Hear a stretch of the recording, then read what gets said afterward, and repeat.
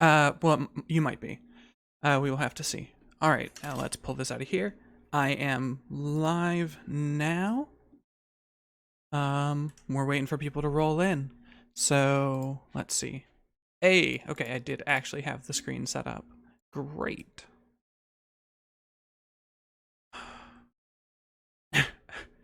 Coordinating these things is a fucking nightmare.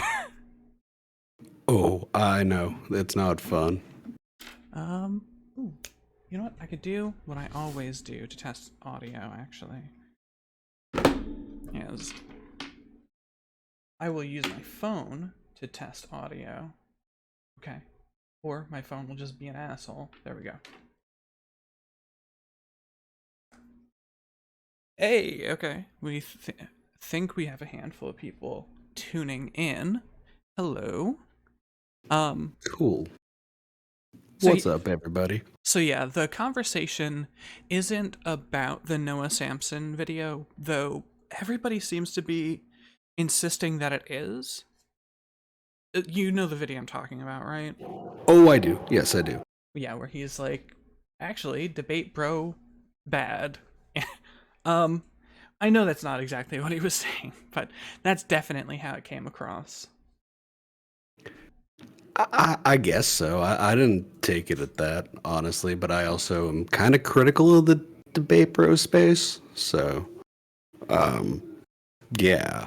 So, Well, when it comes to debates, I think, like, at this point, a good portion of people who do debates, it turns into, like, the internet equivalent to wrestling. It's just a bunch of chest thumping half the time. It's gotten boring and stale to me. It's no longer productive half the yeah. time. And the thing is, I want to sort of keep away from that conversation, however.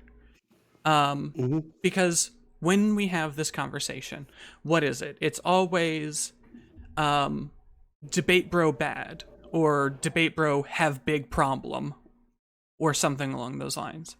I wouldn't say they have big problems. I just say that they have issues that they could work well, out. but Like, let's debate more Nazis and more right wingers and stuff like that. Let's stop, like, nitpicking at each other so goddamn much unless somebody makes a horrible take, yeah. you know? Hey there, Vass.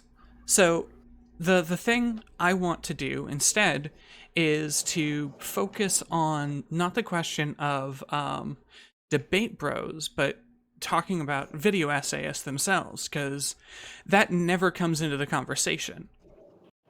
Hi, Mick.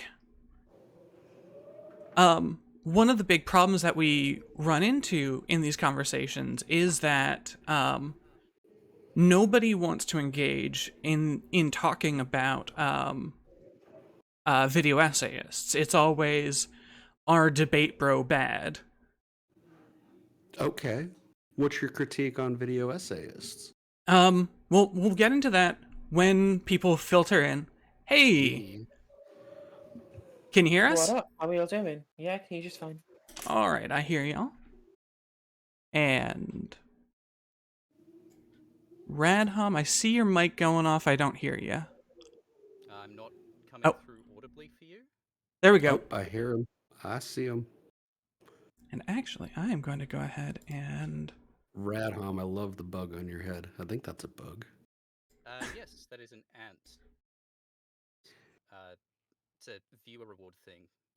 Someone gave me enough funds to unlock a makeup style, and the choice was gold and teal with an ant. Awesome. that is adorable and ridiculous.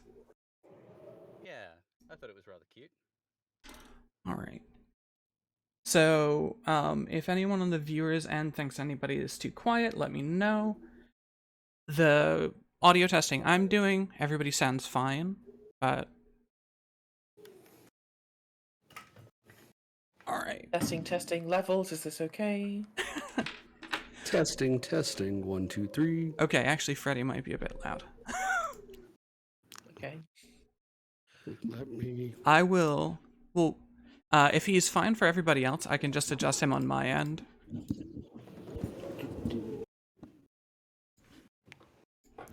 Is Taj not? All right. So we are waiting on 2 more people.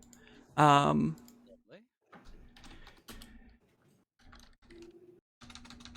How's my audio now? It is much better. Okay, cool.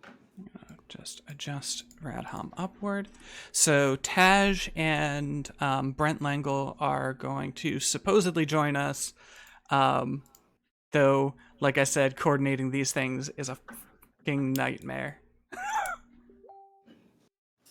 fair enough. You're still really quiet there. All Sorry, right. am I coming through quietly still? Yeah. How quietly am I coming through? About half the volume of Freddy. Okay. In that case, I am probably going to have to do some tweaking. If it's... Let me know if it's beyond what you can balance through Discord. Otherwise, I will need to do some finagling.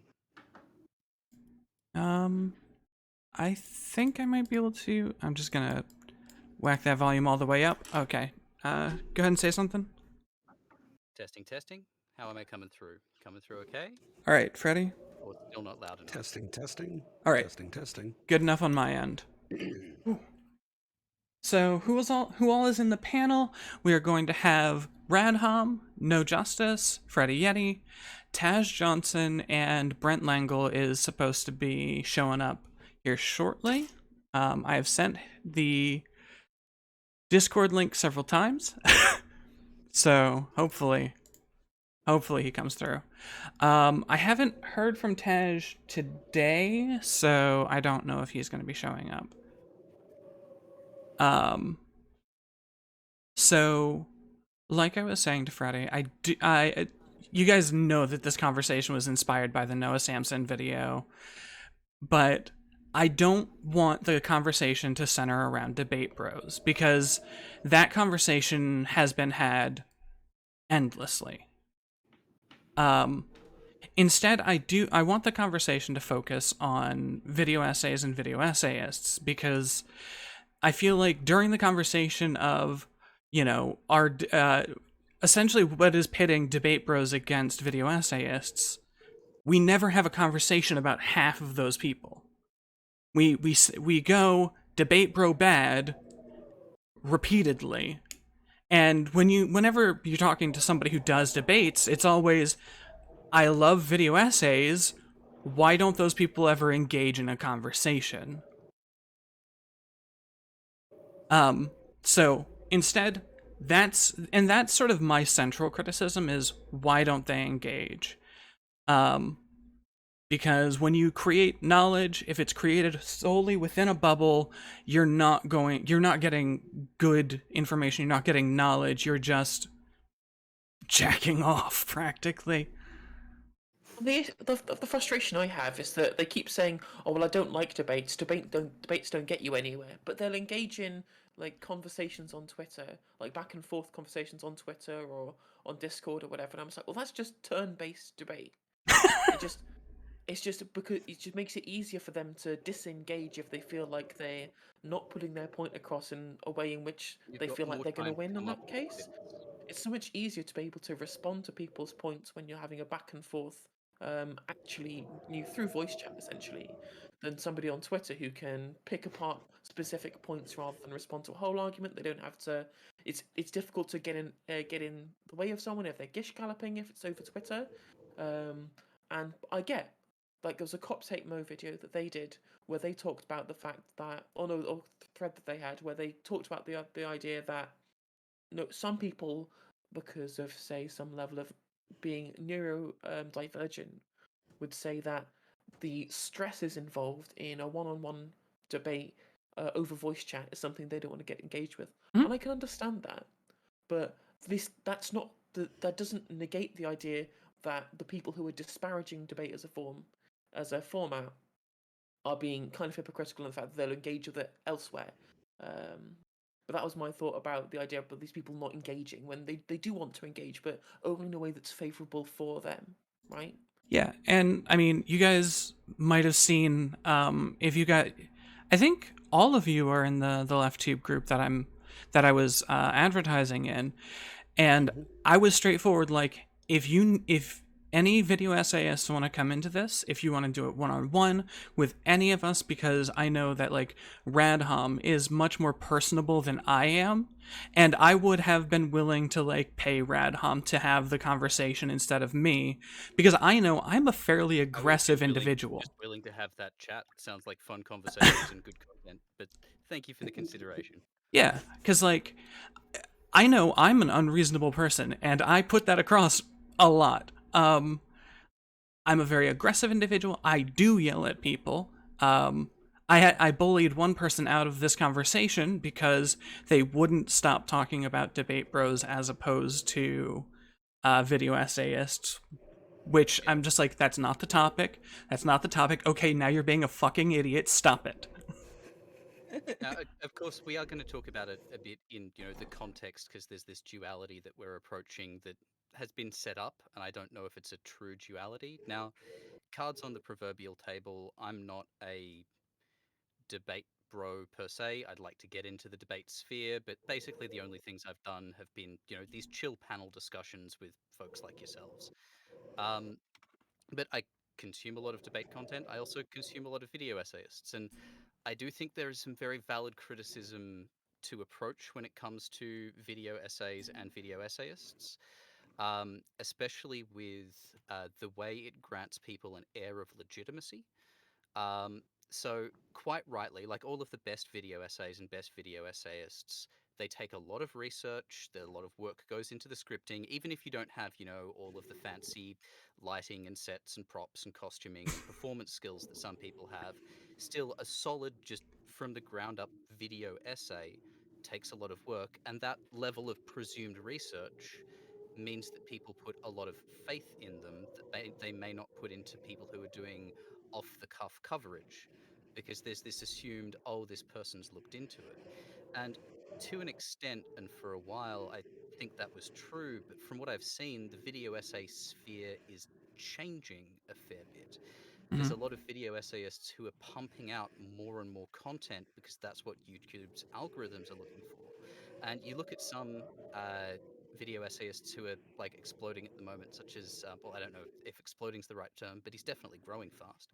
Tabernacle, or the Tabernacle. Mhm. Um, and he like produces, I get the impression, like lightly scripted, talking to camera pieces that would be at home on a stream. He's just doing it without a stream, and he's pumping out enough of these a week that the YouTube algorithmic system is taking notice of him and is keeping giving him boosts, which is, great.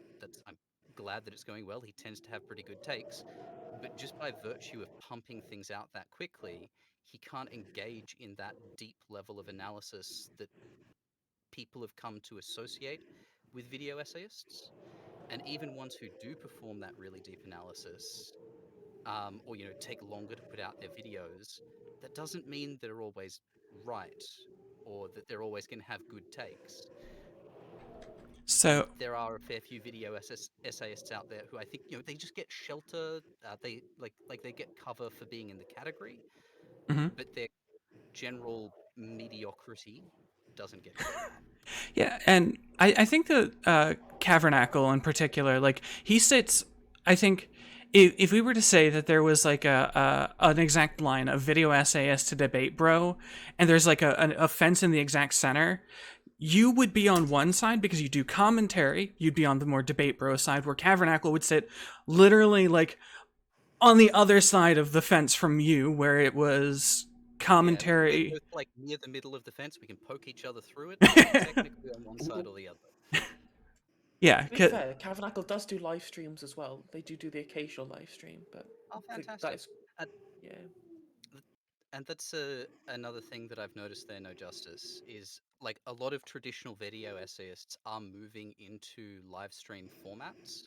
Now, that may not be as a commentary thing. A lot of them seem to be doing it as like a video gaming, hanging out with their community kind of thing. But we've seen that from ContraPoints. I think we've seen that from Abigail Thorne, Jesse Gender, Loner a box. bunch of other Lonerbox, yep. A whole bunch of video essayists that are now engaging in this live format. And I think there is like a real blending of the lines. It's just, do you debate, bro? And I think sort of Okay. my personal favorite coverage of the question of debate bros has to actually be from Shark 300 and FD Signifier. Oh, that was a great video. There's 2 or 3 of them, I think it is now, where I think FD it's 2 now. and I haven't caught up on the new one. yeah, listening to Shark, because Shark is another one who is very similar to Radhum here, who doesn't do he does debates, but more often He does it's far more social debates than I've done. commentary. Yeah, That's pretty much what I do is social commentary too. yeah. Very rarely do I do debates or like interviews and conversations. No Justice, do you do a lot of debating? Or am I the only one who really? I do lots of panels. As for actual like one-on-one debates, it's something that I would like to do like a lot more often. But unfortunately, when you don't have clout, people don't want to engage with you, which is frustrating. But I understand people are just all part of the incentive structure of the great algorithm. So I'm not going to expect everybody to want to come on and debate a 700 subscriber Andy, right? Like Right. I get that, but it was amusing. I was trying to call somebody out on the Bird app, some like boomer like conservative in the UK, and he had I'm interested in debate, and he said why don't lefties debate me? It's like okay, come on stream then. Completely ignored me. Hey. I digress. That's a complete So digression. here is our probably longest form creator we're gonna have on tonight. Because Brent, Howdy. And as you can see, I have an incredibly elite setup right? now. I mean, Actual green screen and everything. Yeah. Well, the green screen. So I don't use Discord like ever. So I have my camera is set to Zoom, but only in other things and not Discord. I couldn't figure out how to do it, so I just said, "Heck, I don't want to be any later." So happy to be on with you guys. yeah. So we were sort of just laying out that this isn't meant to be a discussion on debate bros. I understand that the topic is tangentially connected, and you were asking me about, what the video was that inspired this. It was a Noah Samsen video where, the presentation seemed to say that debate bro bad, but I didn't want to get back into that cycle because we know how that conversation goes. Debate bro bad, debate bro says, debate me on it, and nothing happens. But I figured... What I love is that almost none of those are actual debates. It's just people disagreeing. Yeah. Like, I have a very specific definition of debate because I do them. And it's like, the difference between that and like what a lot of quote unquote debate bros do is like, I guess the difference between, I'd say a novelist and a guy like typing angry comments on in the chat. Like a blogger or something. I'm guessing you mean like more formalized academic style debates? I mean, most of my debates are on modern day debate, which are not formalized or academic, Okay. but something closer to that, where, you've got two people, they have a topic ahead of time, they have a chance to prepare, and then they go in, guns blazing, and you see what happens. Like, that's what I would consider a debate, which was like, I was on some streams with Destiny, and later on, like, he had labeled them debates, and I'm like, whoa, whoa, whoa, whoa. That's not a debate. It's just Yeah. an argument. Yeah, it was, well, half the time it's not even an argument. I'm just talking with him. Right. Yeah, and so, but what I want the conversation to more so focus on is actually a problem that I feel doesn't quite get enough attention, maybe, or whatever, and that is that video essayists do have some pretty major problems. The first being that any information created in isolation, circulated purely from a top-down perspective, is going to self-bias. Yep.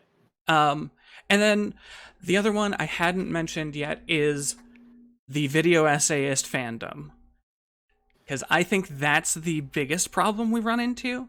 And this has to do with, I was arguing a bunch of like Vouchers v Destiny drama. I was arguing with, after I pitched this conversation, I had a couple of people in the original pitch just like, oh, this is just gonna be, oh, I'm not owned, whatever. And I came to realize that more than any individual side that people seem to be staking out as the problem, it's a lot of people loading preconceptions. It's a lot of people going in saying, no, debate bros are bad, and that's the end. They just don't watch debate content or whatever because debate bro bad.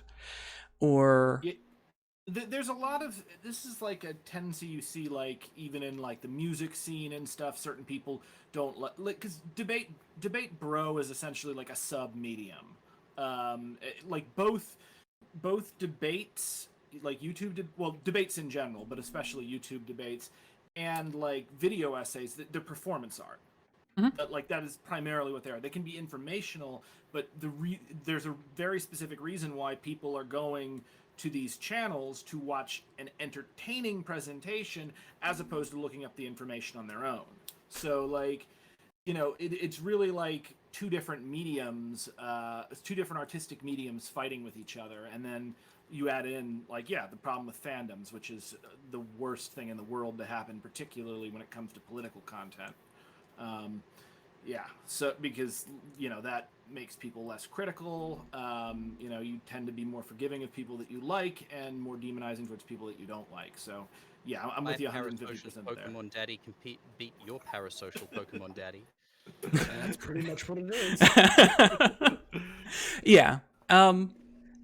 So I don't know necessarily how to like prod at this one in particular, because I could just try to be inflammatory and say no, all video essay bad, which you know what, to a degree maybe I've just been feeling exhausted around video essays, especially with the recent sort of kicking up of the old drama around video essays versus debates.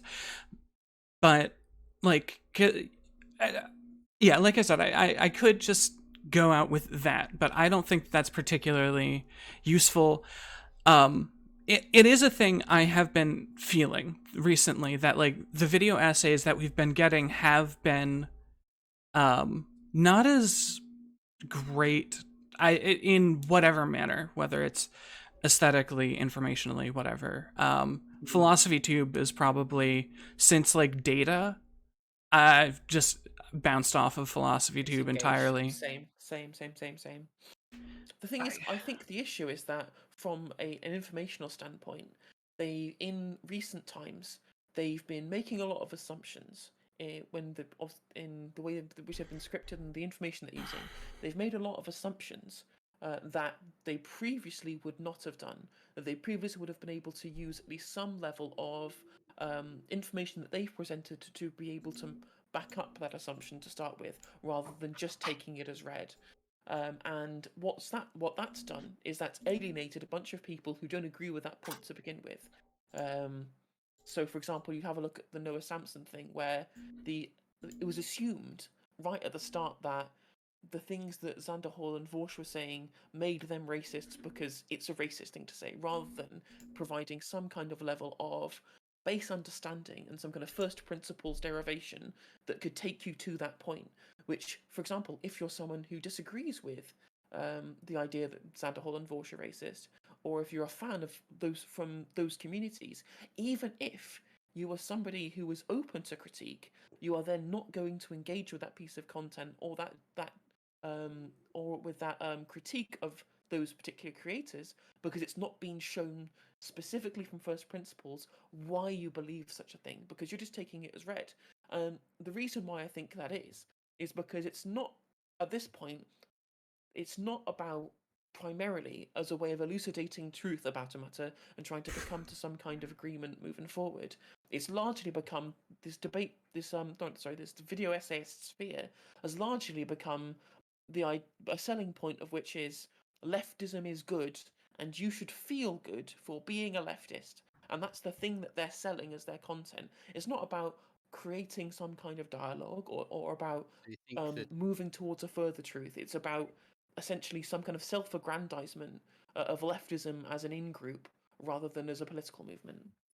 It's rather than trying essentially to Oh, So you're saying rather than trying to reach out to other people and express and press ideas, push ideas, you feel that there's more of a uh, habit that a lot of video essayists are falling into, where they're just pandering to their pre-existing audience rather than like actually producing video essays that are designed to get to a point or to like unravel a particular issue.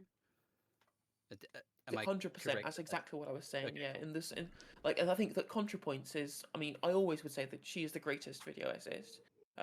Maybe I'm just biased because of who she is, and the way in which she introduced me to this kind of online content creation sphere. Right? Mhm. Maybe I'm just biased, but I felt like consistently from start to finish, from even the early videos that she's deleted to the videos that she releases nowadays, she is so perfect at building up a premise from base principles, being engaging and interesting whilst being also informative and educating, whilst also not alienating people that she disagrees with to try and reach a point. I think the J.K. Rowling video is an incredibly nuanced way of discussing an incredibly thorny issue whilst being entertaining and also trying to bring in people from as many different folds as possible.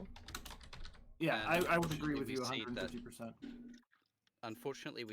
pursuing of nuance, meaning that she is a easy target for a lot of people. Like ContraPoints is, I think it's fair to say, the most controversial video essayist out there, and the vast majority of the controversies are things that have really blown up. I think partially from trying to do a like an intellectually rigorous and honest dive into difficult topics, and partially trying to structure the information that she's presenting in a way that will get through to people who haven't already taken the fucking bread pill. Exactly. I mean, and the leftoid online fan base, they don't want intellectual challenges. They don't want like a proper understanding of these issues. They just want self-aggrandizement. They just want to feel good for being leftists by consuming more content. And ContraPoints doesn't give them that. As far as I'm concerned, a lot of the time, it is for me at least a litmus test for a good faith interpretation or a good faith engagement from people online as a leftist is if they have nothing but negative things to say about ContraPoints. All I right. mean, maybe that makes me like a crazy stan or whatever, but So as far as I'm concerned, if you don't take her at least with some level of good faith, that is a big red flag for me. So I'm gonna push on this one a bit because it's a criticism I've heard a lot. Right? People just want to reaffirm their own biases here. Um, I Why would Sean, Contra, and H Bomb have ever gotten popular if their audience only wanted to confirm their biases? I don't like. It's an undersatisfying conclusion to come to, especially because it's been come to so many times. That it feels like this is like it's well treaded ground that's not in the conversation isn't bearing novel fruit. I don't think it's true of the audiences specifically of people like H-Bomb, Contra, and Sean. Their content is so good and it's so wide-reaching, and they've been the groups of people who have been so good at making their content appealing to people outside of the leftoid bubble. I feel like that's not really a criticism that you could levy of their community specifically. I'm talking about this kind of new wave of video essayists who do engage in self-aggrandizement, like people like Noah Samsen, people like Tara Mooney, all these kind of people whose content I enjoy. Don't get me wrong, but I don't feel like that they're challenging for people outside the in-group at all. What I find incredible is I'm not at all familiar with either of the people you brought up. No, I only started hearing about recently because of the fight with Vosh, I think. Yep. Yeah, it's interesting. So you were talking earlier about how like you take a look at somebody and see if they only had negative things to say. This is kind of a problem that's not just with regard to the internet, but to the left in general. So much, this is stuff I saw like starting at Occupy Wall Street and beyond that. If you spend a lot of time in any kind of leftist circle, wherever it is, it's maybe more pronounced on the internet. So much of leftism, because we don't have any power and we very rarely manage to achieve any of our goals because a lot of our goals are huge and like titanic shifts in culture that simply can't happen in a few years. I think what happens is that a lot of leftism then becomes about critique. You got the anarchist critique of power. You've got like freaking Foucault. You've got the Marxists. All the and what can happen is that when people are consuming nothing but critical content and constantly engaging in critique of themselves, of I mean, that's what Marxists make you do. It's self-crit of themselves, of institutions, of everything else. You just get locked into that headspace, and you get to a point where it's almost like like if you ever jump into like a big hole of depression, as I have done, suddenly everything is problematic. Everything is to be critiqued and taken apart and destroyed. And it's very difficult to deal with somebody who is in that headspace. It's usually the worst of it is usually the ultra leftists who you can't make happy no matter what. Right. Hey, Taj, you there? Can you hear us?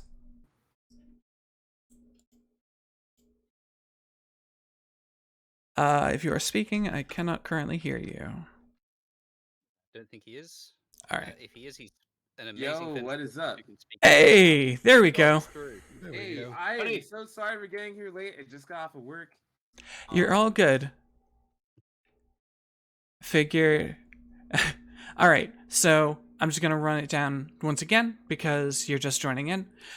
So you know that the conversation, you might know that the conversation is inspired by the Noah Samsen video where he's talking about the problem of debate bros. We went over this a couple of times already, but I want to dump it on you as well. I'm trying not to focus on debate bros because that conversation's been had time and again. Conversation starts, debate bro bad. Conversation continues with debate bro going, well, debate me on it. And it goes nowhere. So instead, there's a whole half of the conversation I think that gets missed. So we're trying to talk more about the problems and the drawbacks and even the merits of video essays, because honestly, it's not worth hashing out are video essayists actually superior to debate pros? Because one of the big problems is that they're both just forms of entertainment and barely capable of getting through to, true factual things. True that. Central criticisms that I have of video essayists is any information developed within a bubble tends to self-bias. So anybody who creates that information will tend to create the same information over and again, and have a harder and harder time taking criticism. As well, the fans around video essayists, I believe, end up being the actual problem in the conversation, instead of like, you know what? I'm gonna say the fans of video essayists and debate bros in the case of like the versus match going on there. Yeah. Do you think that social media kind of plays like a kind of significant part in like making certain conversations toxic? Like, say for example, Twitter is a very echo chambery place. It inspires echo chambers. And sometimes like the shittiest opinion rises to the top because you don't see the down tweets. You see like only like the favorites. I actually Are you saying capitalism is bad? He's actually saying Twitter is bad, and I think that Twitter's uniquely bad here because I'll be having friendly conversations on Twitter and go into a panic attack because I don't stop getting notifications every 5 goddamn seconds. Can I ask a quick question? Yo. I feel like we're assuming a lot in this conversation. Okay.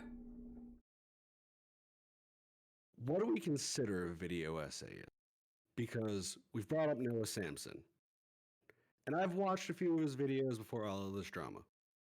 I would not put him under video essayist. Tabernacle would not put him under video essayist. You're looking at commentators, video commentators. Okay. So I'm assuming then on the video essayist side, you'd have FD Signifier, ContraPoints, Philosophy Tube, Holding ideas. Folding ideas. That is actually one I keep forgetting. But and what's the Goblin guy's name? I can't remember his name. Shit, he follows me on YouTube. Yeah, There's a I can't goblin remember. guy. Yeah, there's a guy with the name Goblin. I can't remember his name. Anyways, but Look, as long as yeah, he's better he's than like McGog, I'll check him out. he's like a Scottish guy or Irish, something like that. But yeah, he follows me on YouTube weirdly, but it's kind of cool. Yeah. So. So I don't know. I kind of have always seen like the video essayists as the digital counterpart to like the freaking New York Times columnists and stuff. It's people who tend to sit around, come up with a particular like point and like build from. I think I was hearing build from first principles and stuff. Just basically trying to create a persuasive and informative content and then make it as engaging as possible. So you get like a lot of theatrical aspects added to it. That's where I would consider a video essay versus like when I was first starting out my channel and I didn't really know what I was doing. A lot of my content would be just me kind of winging it, talking directly into the camera because like I didn't have any decent editing software, and that was the only way I could get it to come out. But yeah, I wouldn't call that a video essay. I'd call that just a vlog. okay. There has to be a level Interesting. of production for it to be a video essay. Yeah, that was kind of what I was getting at. Even like B level production, which honestly I hate criticizing FD for it, but he is B level production when it comes to somebody for like him versus say ContraPoints or Yeah. Philosophy Tube, where it's So huge theatrical stuff. I think that yeah, you wouldn't, because I would definitely say FD signifier Lordy, there's another one. She essentially does just sit there and talk to her camera. She doesn't Khadija have all. Maboe? Yes, Mhm. and Her video on cuties was so good. she essentially just sits there Her talking to videos her are great. camera, but and she doesn't have the big production or anything like that. I think it has was to that do again, with sorry? Maboa. What was the Yeah, name? it's an African last name. I think it's pronounced Mbowe. Maboe, like Khadija Mbowe. Okay. Khadijah, I yeah. think they're Khadija they Maboe, yeah. them. I'm not completely I certain. have unfortunately like not heard people say her name. I don't even know. Does she even say her name at the beginning of her videos? Okay. Yeah. Well, I guess it's just been a while since I've listened to her. But without the big production or anything. So I think what makes a video essay has to do with a condensing of information as opposed to commentary's stream of consciousness. Good Well, point. I think you can have commentary and still be scripted because if you just get into like commentary channels in general outside of politics, a lot of them are scripted. Like Leon Lush, even like Drama Alert is fucking scripted. So it really doesn't matter whether or not it's stream of consciousness for commentary. I think scripted is definitely a thing that makes a video essayist. It has to be like an essay. Like back in the day, we had audio essays more or less. Like James Baldwin, I'm pretty sure did a couple of those where he would just record his like essays that he's made. Mm-hmm. So Okay. Now, as someone who's Do you done think that a essays? bachelor Okay, level sorry. uni degree, I can attest to the fact that essays can be really shit, poorly thought out, and barely cranked out. that's true. Me That is at valid. 2 a.m. before the day that it's due, on way too much goddamn caffeine, never gonna sleep, gonna finish it, and it's gonna be trash. Now, cohesiveness is not a requirement for an essay, so is it a requirement? It's a requirement for a good essay. But is, having a proper like cohesive structure and being well thought out, is that a requirement that we should actually have for a video essay? Or just That's a I think good it should point. have a As far as thesis. Like we should at least start with that. Like essays usually have a thesis.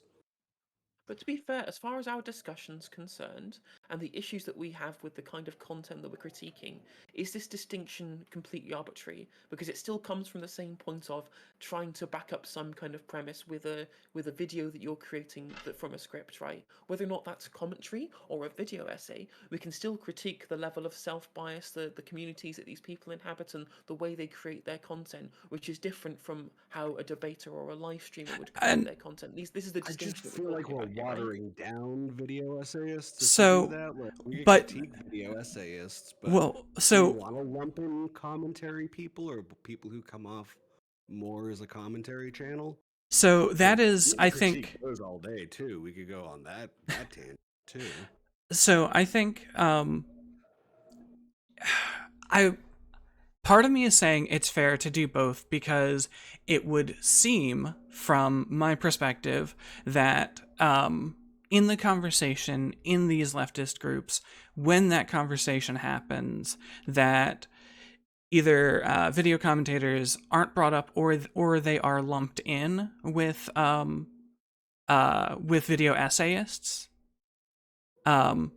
And that is just using a social definition, which isn't great, because I don't know if it's They also lump in debate bros. Like, I wouldn't consider Shark a debate bro.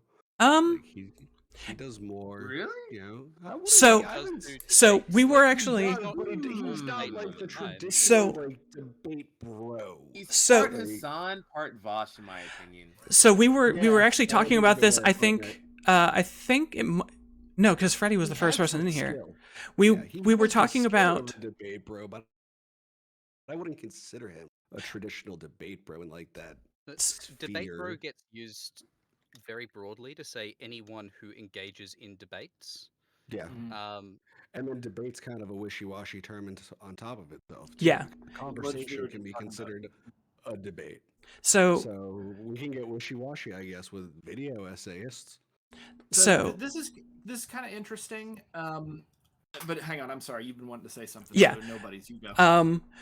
we were talking about this earlier with I was using a comparison of Radhum with a channel like Tabernacle, where they sort of straddle, they sit on opposite sides of the line with debate bro and video, well, going to say video commentator at this point, though actually no, we'll go debate bro to video essayist, because those are the extremes. The commentators sort of the convergent point, if you would, where, you know, Radhum sits just on the debate bro side because they every so often wander into these panels and do debates with people and so on, where Tabernacle is, they do their self-contained video creation, and then if they do live stream, it's just chilling with their already created community, which I think I like that as a distinction, because I'm biased by my criticism here, and that is when video essayists and such don't engage is almost what it seems to be defines them. When they don't engage with Would oppositional FD idea. not be? So would FD not be, because he engages? Yeah, he would. often now. He well, He as part of talked his- to Shark a few times, and He's he tr- has his own live streams too. he's talked to Shark twice. Now, in his live they have streams, very amicable conversations for the most part. but I think that I would say that Shark to FD is like the bridging point. Because I like those conversations, they were so good, and honestly, like the whole impetus for this conversation actually came more so out of Shark and FD's most recent conversation, or it definitely reinforced my thought that this is a conversation that should be happening. Is maybe a bit more criticism on video essayists as like a mode, because self-creating information, biasing its creator, is in my mind a huge problem. It's how you get what No Justice was talking about earlier, where people will be like, you know, this is the information that exists. We've created this information in sort of a bubble, and it's become so compact, it's become so dense that we don't have to go outside of it. We don't have to know anything outside of that bubble exists. And I think that that's actually a very small portion of things, but definitely a problem portion of things. Also, like, the people take this idea, I think, where they feel like video essay as a format or scripted content form is somehow more grandiose than the people down in the trenches of the debates. When like you could make that point with, or could then also similarly apply to something like PragerU. Like Vouchers did a tweet where he said something like, "Oh well, I guess I'm going to disengage from the debate bro space, whatever, and watch some video essays. This guy seems like he's got some good production, some good things to say. Picture Dennis Prager." And I'm like, well, that's. I mean, he's basically is what leftism is doing. Leftist content creators are doing at the moment with their prepared content. How different is it from the insular nature of the people who are intended to be the main consumers of PragerU, right? Yeah. There was somebody recently who was who posted video link to their channel, and it actually I like the guy's stuff, but seeing that he was down at the 3 to 5 minute, or it was 3 to 8 minute mark, I was like, are we is this LeftTube group getting to that point? Because I feel like 3 to 5 minute videos are just almost never good. Mind you, actually, his stuff was pretty good. Ones out there, they're just, they have to be, short, sharp, and sweet about a particular thing. But I think the reason you basically never see 3 to 5 minute videos outside of, except I think maybe Beau of the Fifth Column, who has, like, I think he's very specifically choosing that length of time because he's aiming towards people who have a shorter attention span to try and engage them where they're at. But the reason we don't see that many videos that short is that's under YouTube's minimum amount for adverts and being able to make ad revenue. I think it's like 10, 15 minutes is the threshold for that. And this is, again, going on what I was talking about before Brenton and Taj came in. I think that the economic pressures that exist on video essayists are having a strong negative effect on the quality of the kind of content that's being produced. So we've got like these legacy video essayists, people who've been brought up before, folks like ContraPoints, Philosophy Tube, H Bomber Guy, who've kind of rusted in with a particular large audience that supports them mostly through something like Patreon. And they came to prominence in a time when the algorithms were working a bit differently, and they were giving like really good, well-produced pushback against the dominant alt-right narrative on YouTube at the time. So they've kind of, protected in legacy status. Like, I'm fairly certain that H Bomber Guy makes enough money to get by, even though he puts out like 2 to 3 admittedly fantastically made and fucking hilarious video essays a year. Whereas we've got other people coming into the sphere now, and YouTube's algorithms, again, they're looking for regular uploads, which is why so many live streamers going well with cutting their things out into segments and putting them up onto YouTube. But now you've got video essayists who are adopting to that quick production cycle. And I think that's reducing the quality of a lot of video essays while they're keeping the clout from like what people think video essays are and the high standard that they associate with them. Yeah. Actually, I was gonna bring up one specific thing that Noah said in his video, and that is, I was given this clip last week when talking about a video essay, and that when I heard him say exactly that, I'm like, this is a big problem, isn't it? You were given this information a week ago. You didn't. It seemed to be very poorly founded information. It was the Zanderthal clip, whatever, and it was like the hearing somebody just flat out admit, I only got this information a week ago in a video essay. Just that bugged the shit out of me. That was like the one line from the entire video that really struck me, and it like you were saying, it sort of speaks to the this time crunch problem that people are given. It's interesting.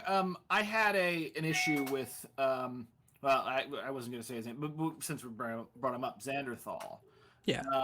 Because he was going through like how old is he anyway? He's like what, like 19 Early or 20s. something? I think it's like 20, 22, Yeah. 21. So you get a guy that age, and he was like going through. A friend of mine had mentioned me, and Zanderthal clearly does not like this friend of mine, and he literally was like, he was going through the mentions, and he was like, "Oh yeah, this Brent Lango guy. I bet you he's terrible. Like, literally knows nothing about me, has done no research whatsoever, and is telling his audience of I think a couple 100,000." Like that I'm a piece of shit. So like you got to think when it comes to like I guess expressing your opinion online in a way where it's elevated in terms of a video essay or honestly even in terms of streamers, like you should put a little bit of thought into it before jumping into everything. So one of the points of contention I might have with that exactly is now I hate Zanderthal. I think he's really stupid. So this is going to taint how I think of this, though it applies pretty widely to Vosh, Destiny, even Wordy, who never gets any viewers. And this is that I give their word less credibility. Mm-hmm. And with that lowered credibility, Taj, I have no idea what's going on with your video. I have no idea. Either. 1 second. But shit. I give them less credibility, and with that, like the impetus for them to give well thought out information is the threshold is lower in my mind for somebody who frequently does debates. So they can give like off the cuff, this person's a piece of shit. It's why like in a debate I'm, perfectly fine saying this person's a fucking idiot, whatever. But in a video essay, I don't think at any point in a video essay I would go, and here's 15 minutes on why this person's a fucking dumbass. Actually, no, specifically I would do that, but that's why I'm not credible. Well, I mean, what's That's why interesting you to me have no enough is buddies. Right. yeah, I also had somebody do that with me, who dedicated 2 videos to what a piece of shit I am. And it was very interesting too, because I was in the middle of like launching a Kickstarter campaign. I had all this stuff, and I'm like, do I respond? Do I not respond? And what I found, what was really interesting was that seeing the sort of disconnect between what he was specifically saying about me that was incorrect, and also the way someone who doesn't know me, who goes into this particular video essay and gets that information, the skewed view that they would get. I think as far as like if we're talking about the limitations of a video essay versus doing something live like a debate, you have an ability to curate the information that your audience receives in such a way that it seems like they're getting the whole picture, but really they've got blinders on that they're not entirely even fully aware of. So you can like create a very like if you're good at it, you can create like a very good, very compelling video essay, and it can even be like everything you say in that video can technically be true, but simply by excluding other things that would get brought up in like a live debate, you're able to kind of control the frame and really more or less steer the audience the way you want them to go. So, I mean, as a propaganda source, I can see why video essays are really attractive. But like, if we're talking about a source of information, you got to be careful there. And I think people don't realize one like how much goes into the video essays, how much of it is the editing and everything else, but also like the second thing is that they don't realize how much the experience is a curated experience. They think it's just, oh, this is just someone on the computer talking to me and making jokes while they do it, which it just isn't, which is another reason why I consider it performance art. So I want to touch on something here. I think so. Mr. Nobody's was bringing up that. By the way, with you as a circus performer, Brenton, I agree that this is all just performance art. Awesome. So I think that folks like Mr. Nobody's, and I'd say most of the people here, are probably a lot more critical of the information that content creators, both live and pre-recorded put out. So Mr. Nobody said that they don't place a high amount of value on the information that a debate bro will provide during a debate, or even just like a live streamer speaking off the cuff. Unfortunately, that is far from the norm, and this exists on both the pre-prepared and the live side of the aisle. A lot of people find, like I said before, their favorite parasocial leftist Pokemon and say this is mine, this is best. They are right, they will protect me. When really you should, question every source of information you have for bias. You should find out what info you can. One of the reasons I personally love live streaming is the opportunity for my chat to correct me and challenge me midway through covering something in particular, to come in with links and information that I didn't know, or just, hey, by the way, here's like why that, what that dog whistle is, why they're using that, or all sorts of different things. I like that self-correction. I do try and foster that in my chat and my audience, but even then, I'm gonna get things wrong a lot, and people need to recognize that from all kinds of content creators. And it comes Yeah. back to that. It's the audience, and like how much faith the audience is putting into their preferred leftist Pokemon, and like how they're behaving in trying to pitch them against other people's preferred leftist Pokemon.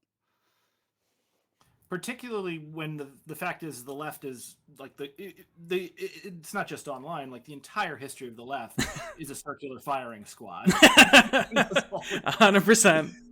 Yeah. So like it's not hard to make leftists fight each other, as certain law enforcement organizations found out. So like we don't even really need an excuse to do that. But then you add in the kind of parasocial relationship and the my streamer can beat up your streamer. What's interesting though is like I think there is a genuine amount of, I guess, athleticism to the I have the same appreciation for like a really good debater that I do for like I guess improv performers, for instance. Like there is something really compelling about being able to take these complicated ideas and reframe them and do it in a somewhat aggressive like manner during a live debate, as opposed to taking all the time you need to get your case out completely. So I think, like, to a certain extent, with regard to debate bros, it's a bit of a magic trick, and there's also the thing, if anything can happen, they can,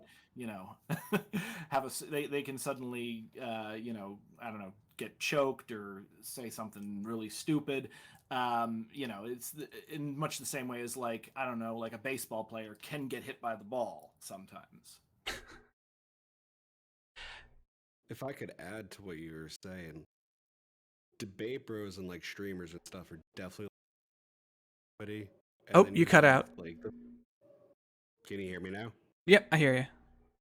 All right. So what I was saying was debate bros are definitely like the improv of comedy, and then like the video, almost like the stand-up comedians, and then in between that, I feel like you got like the pranksters, which are like the social commentary sort of area.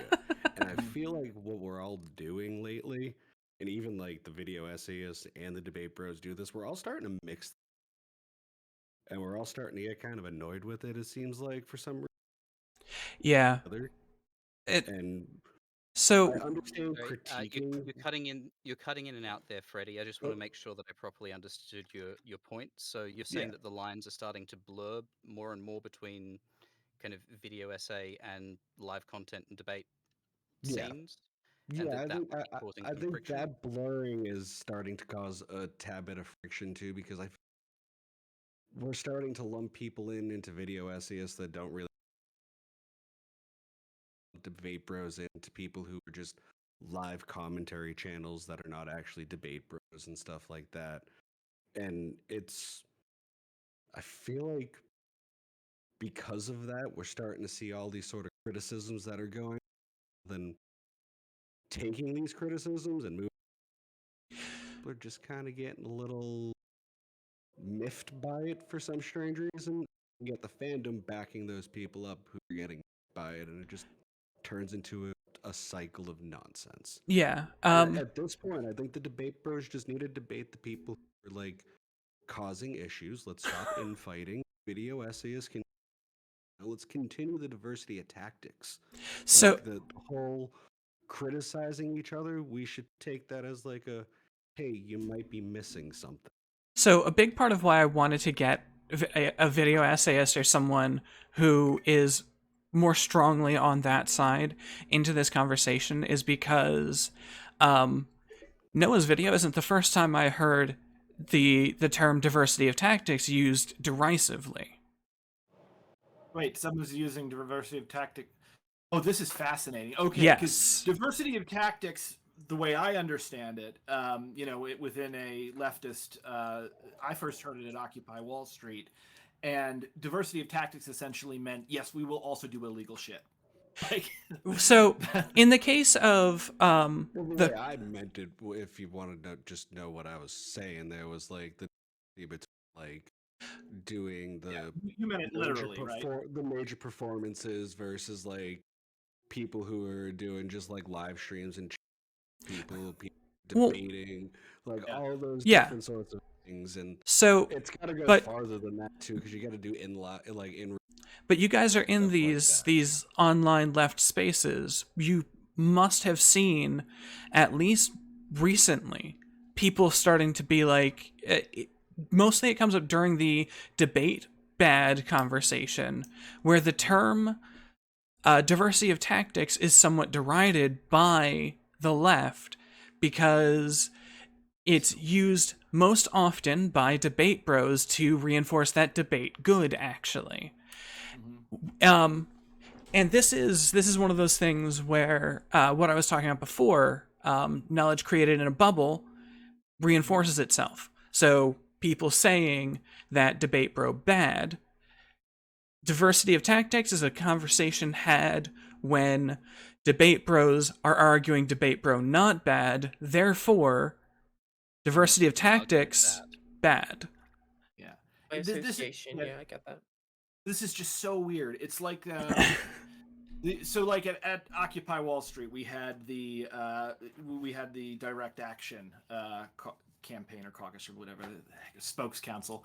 I'm probably mangling exactly what that was. Mainly what it was a group of people who did absolutely everything but engage in direct action. But like in standard, leftist street protesting culture, like, yeah, you say diversity of tactics in order to, when a liberal tells you shouldn't break a window, and someone will say, well, no, diversity of tactics. Like, that's really what that comes from. It's from the idea that we can oppose the state or oppose the reactionaries or whatever, both through socially acceptable means like debate, or also through direct action, which can take anything from like, breaking a window to like, great example of direct action would be buddy of mine, Andy Stepanian. So Andy was in the Shack 7, like you guys can look this up, Stop Huntington Animal Cruelty. And he was like a vegan and an animal rights activist, and they went to Huntington Labs and said, stop testing on animals. And Huntington Labs said, get out of here, and just completely ignored them. So what they did was they went around and they found, okay, what are the businesses who depend, like the Huntington Labs depends on to operate, since they don't care what we say.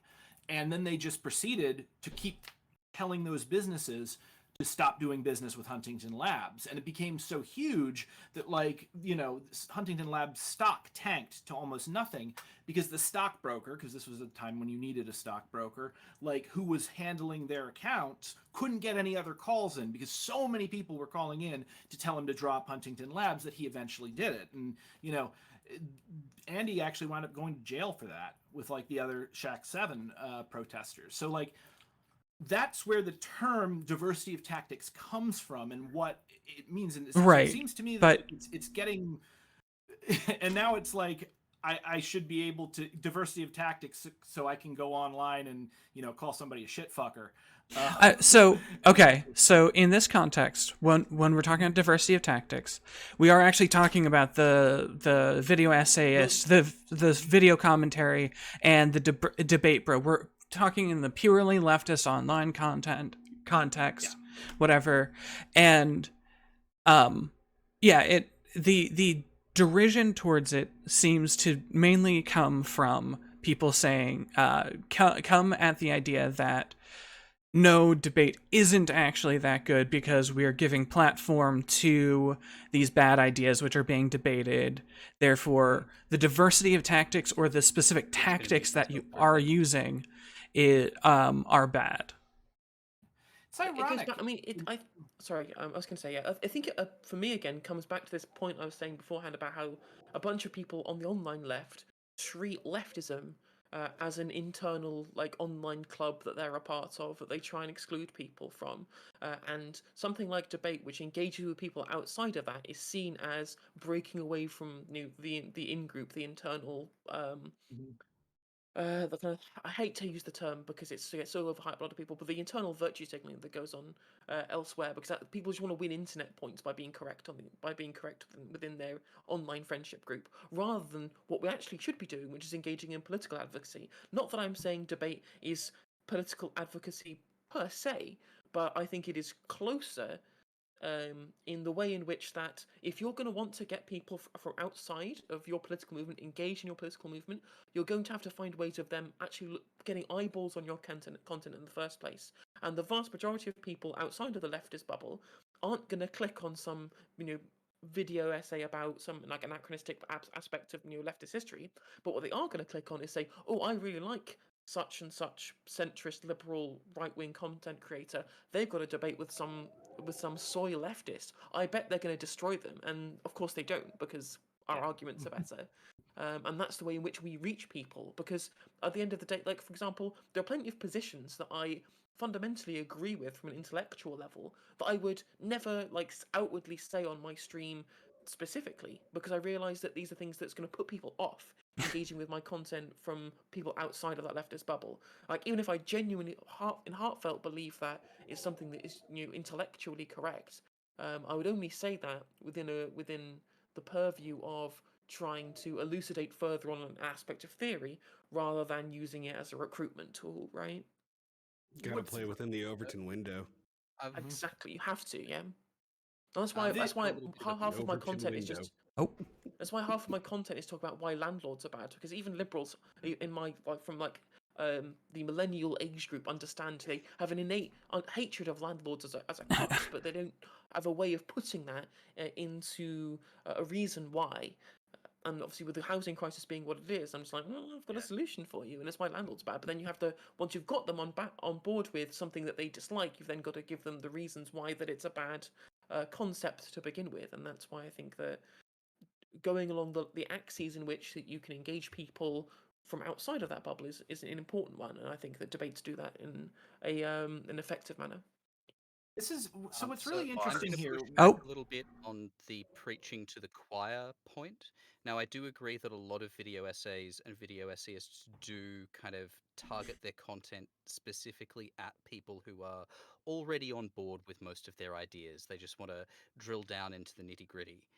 However, we do have stuff like a lot of ContraPoints as old content, especially during the height of the alt right, and how that was used as effective radicalization. Using provocative titles, things like the R Trap's gay is a classic one, and the logic she used in that was, yes, I've given this a problematic title. But when you've got a 15-year-old kid Googling this, who do you want explaining it to them? My partner and I actually successfully used some of ContraPoints' video on my partner's conservative dad to get them to understand some stuff around trans issues. And this worked because ContraPoints is funny and irreverent and has this particular approach and style, but she's also heavily hated by a lot of people who heavily criticize the debate bros.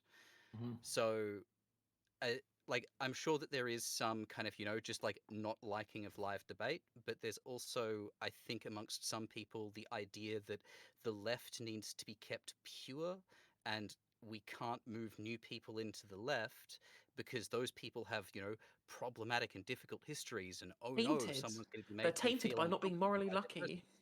So yeah. so What if those content creators become stagnant, don't really change? so You know, um I mean, forgot where those thoughts and opinions come from. Because like I know that like I have a lot of friends on the left that have this opinion towards like being palatable to other people. I feel like that's kind of like a hard concept for a lot of them to understand for some reason. Where like say if I'm talking to a conservative, I have to package my ideas in a palatable manner that they can digest like soon, right? Versus saying like, oh, like I don't. I mean, I know liberals are cool with all landlords are evil, but a lot of conservatives still aren't. Well, all landlords are evil type thing. Um, I explain how things like I come from like a lot less left opinions than a lot of other people do. So in my way, I have to explain things in a way where I feel like, how do I explain this? In a way where like I don't start at capitalism bad. I'm like capitalism could be better, and then you can yes. come left from there. Where like people are against like universal health care at this point in America. People are against like affordable housing. Like I literally have to debate people that like affordable housing is a good thing, and they're like, no, it's not. And then like you have to like talk them back from there. Um, but I feel like I wouldn't be able to connect with these people if I were just like, yeah, like housing has to be affordable. Or if I said something like, all landlords are bad, like make all like houses common and things like that, or common housing things like that, like eliminate capital. Like if I hit people with that type of opinion, then people kind of push back. I like right now I'm trying to like figure out like how to do like a Windows 2022 update on my talking points. But that includes like talking to people on the right to figure out like where their pain points are, because it shifts every now and then. Yeah. They went from being like the pro old phrase. corporation 10 years ago to being like more anti corporatist now. So how do I make it where they go from anti corporatist to social democrat to on the left? It's kind of figuring out how to do that and make it palatable for them. so Uh, I Does that might make be able sense? to weigh in on this because I was on the right when I was younger. It wasn't really. Same. Yeah, it's easy to fall into that. You know, a lot of kids are conservative. Yeah, Especially if that they've had- libertarian phase hit hard back in like 2011, 2010, you know? Oh yeah. Well, no, I I was was like I was in intellectually college in lost. 2002, and I was identifying as a right libertarian then. Um, like, okay, so what the reason I'm an anarchist today, beyond like, there's a number of things that swirled into this kind of perfect storm that got me to go from at 18, a future young Republican who was 150% behind the Iraq War, to in college a right libertarian because I still believed in capitalism. I just didn't hate gay people. To eventually like first a Democrat and then a socialist and now a freaking anarcho-communist. And part of that was actually engaging with the idea, like with the more unthinkable ideas. Like I found out about anarchism because I was in a forum, and like a guy in there was an anarchist, and I was like, this can't be a thing. And I started arguing with him and a couple of other anarchists, and very quickly I learned that anarchism was not what I thought it was, and I would have to learn about it to win this argument. So then, like, I went back and I learned about it, and I came back and I won the argument. And then, like, about a year and a half later, I was just like, ah, shit, they were right the whole time. the There's as leftists, we're supposed to understand that like people's situation and thoughts are driven by their material circumstances, and where your headspace is at any certain time is because of where your life is and the experiences that you've had and how things make sense to you.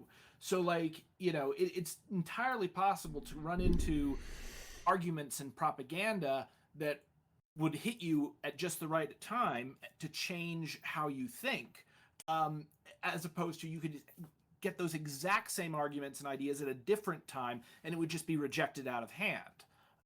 So I guess what I'm saying in kind of a long sort of drawn out way is that I think people are a little worried a bit too much about the no platforming thing, and they're also a little worried too much about like curating their ideas so that like only good ideas are in and no bad ideas are ever in their communities, because people base their political identification not just on what they think but who they know and who they interact with and what makes sense to them.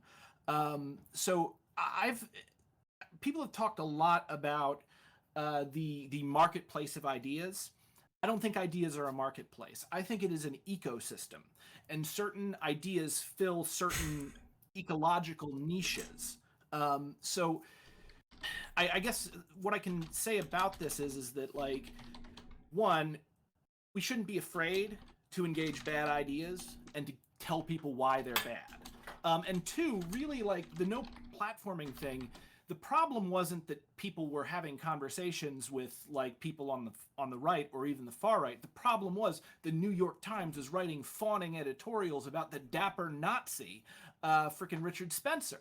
Like that's what really led to this, and the millions and millions of dollars spent by the Mercer family to get these ideas out and to create the alt-right. And then luckily it crumbled. And I think Left 2 was a big part of that, but I think people are giving too much credit to the ideas and not enough credit to the circumstances.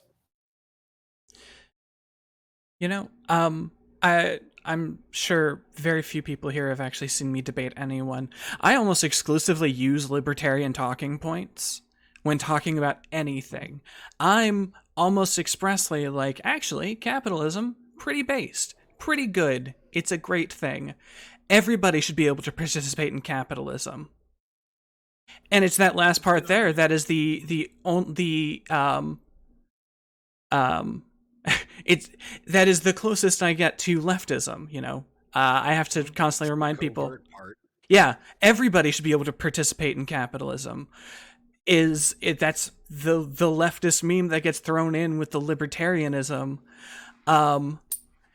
because that's everything else follows from that. You know, I want people to have good access to housing. Why? Because you can't participate in capitalism if you don't have a base to keep you safe, warm, all of that nonsense. Everybody needs to be fed. You can't participate in capitalism if you're starving. So that's why co-ops are so good, because the more people that privately own the means of production, the capitalister it is. It's simple. Yeah, and you know, I love arguing with libertarians, because the thing is, all of their principles should flow downstream from the don't shit in the town well thing. You know, you have the right to do whatever you want except for shit up the town's water supply. Mm-hmm. If you are hurting other people with your choices, you have to pay. And now this is where I become liberal instead of left, is because I'm like, generally you're going to be paying a fine. Mm-hmm. Yep. Well, I mean, I like that. I'm gonna steal that. Just a side note. Never said that in front of me. You are one of my favorite liberals. You are one of my favorite liberals on this platform. So yeah, keep up the good fucking work. Face talked him, sided. Yeah. One of my first debates I had on here was actually with a libertarian, where I was arguing that if there's a bunch of murders or something, I think it was shortly after the shooting in Vegas where a guy killed a bunch of people. I was like, the gun manufacturer and retailer who sold it should be fined. Mm-hmm. And they were losing their mind about it. And I'm like, listen, this is just how you keep people from getting shot. I'm using capitalism, literally just capitalism, to justify everything. I may not have actually gotten to talk to Radhum about this, but it was a thing I wanted to talk about. I'm trying to create an ethical version of capitalism, not capitalism that is ethical, but capitalism as an ethics system. No, it was. I am keen to have a chat with you about this at some point, but I'm afraid that would be getting too far off base for right now. Yes. Yeah. Sorry. It just sounded to me like it's the kind of extension of anarcho-capitalism that essentially just becomes a direct democracy where you have as many votes as you have dollars. So Trust me, I've heard I had them that actually make conversation. that argument. I've had that conversation before. I don't agree with it, but I was defending it for a stream. Anyway, we should shift back to the topic of why are video essays bad. All right. I'll tell you one reason why they're bad, and it's that they exclude people. And the fact is that like, in order to make a video essay like up to the level that most people have come to expect for video essays, but thanks to ContraPoints, the bar has been set so high that, and the fact that a lot of these video essays focus on only one person or just a small handful of people, you're not seeing the people behind this that actually make it possible. You're not seeing the capital investment. You're not seeing the $4,000 iMac that they bought to like edit their videos. You're not seeing the person who they hired to edit their videos. You're not, sometimes, like in the case of some more news, you're not seeing the writer who actually wrote that for Cody to say. And so like it's this idea that like, oh, it's the internet, anybody can get up and start saying whatever they want and people will just pick up onto it. No, I mean, capitalism plays into it. Access to the kinds of things that you need, and even access to the time that it takes to sit down and like write out and perform and edit and release a video essay. It's a much larger investment of time and actual resources than what a lot of people think. And as a direct result of that, I think it keeps a lot of people out, and it's much easier to engage in like a live debate. It's much easier to engage in like a stream of consciousness rant into a microphone right now because it requires a lot less money. So I actually we've been not just oh go ahead. so not just a monetary access issue. There's also a insisting on video essays and pre-recorded content only. I'm gonna put on my big boy lefty shoes. I'm gonna say that it's ableist as fuck. I have really goddamn severe ADD. Before I started doing live streaming, I spent about a year and a half trying to even just write some fucking video essays. Every time I sit down to write, my brain just starts goddamn screaming at me. That's not even getting onto the production process, the editing, the filming, organizing other people to come and do stuff. Live streaming, on the other hand, I can just come in, sit down. I get my makeup done, I get my lights on, I get some things prepared to look over and talk about. But I hit that record button, and it is just like with a theater show or a cabaret performance. It is controlled freefall, interacting with the audience. This is the kind of stuff that my neurotype can deal with really fucking well.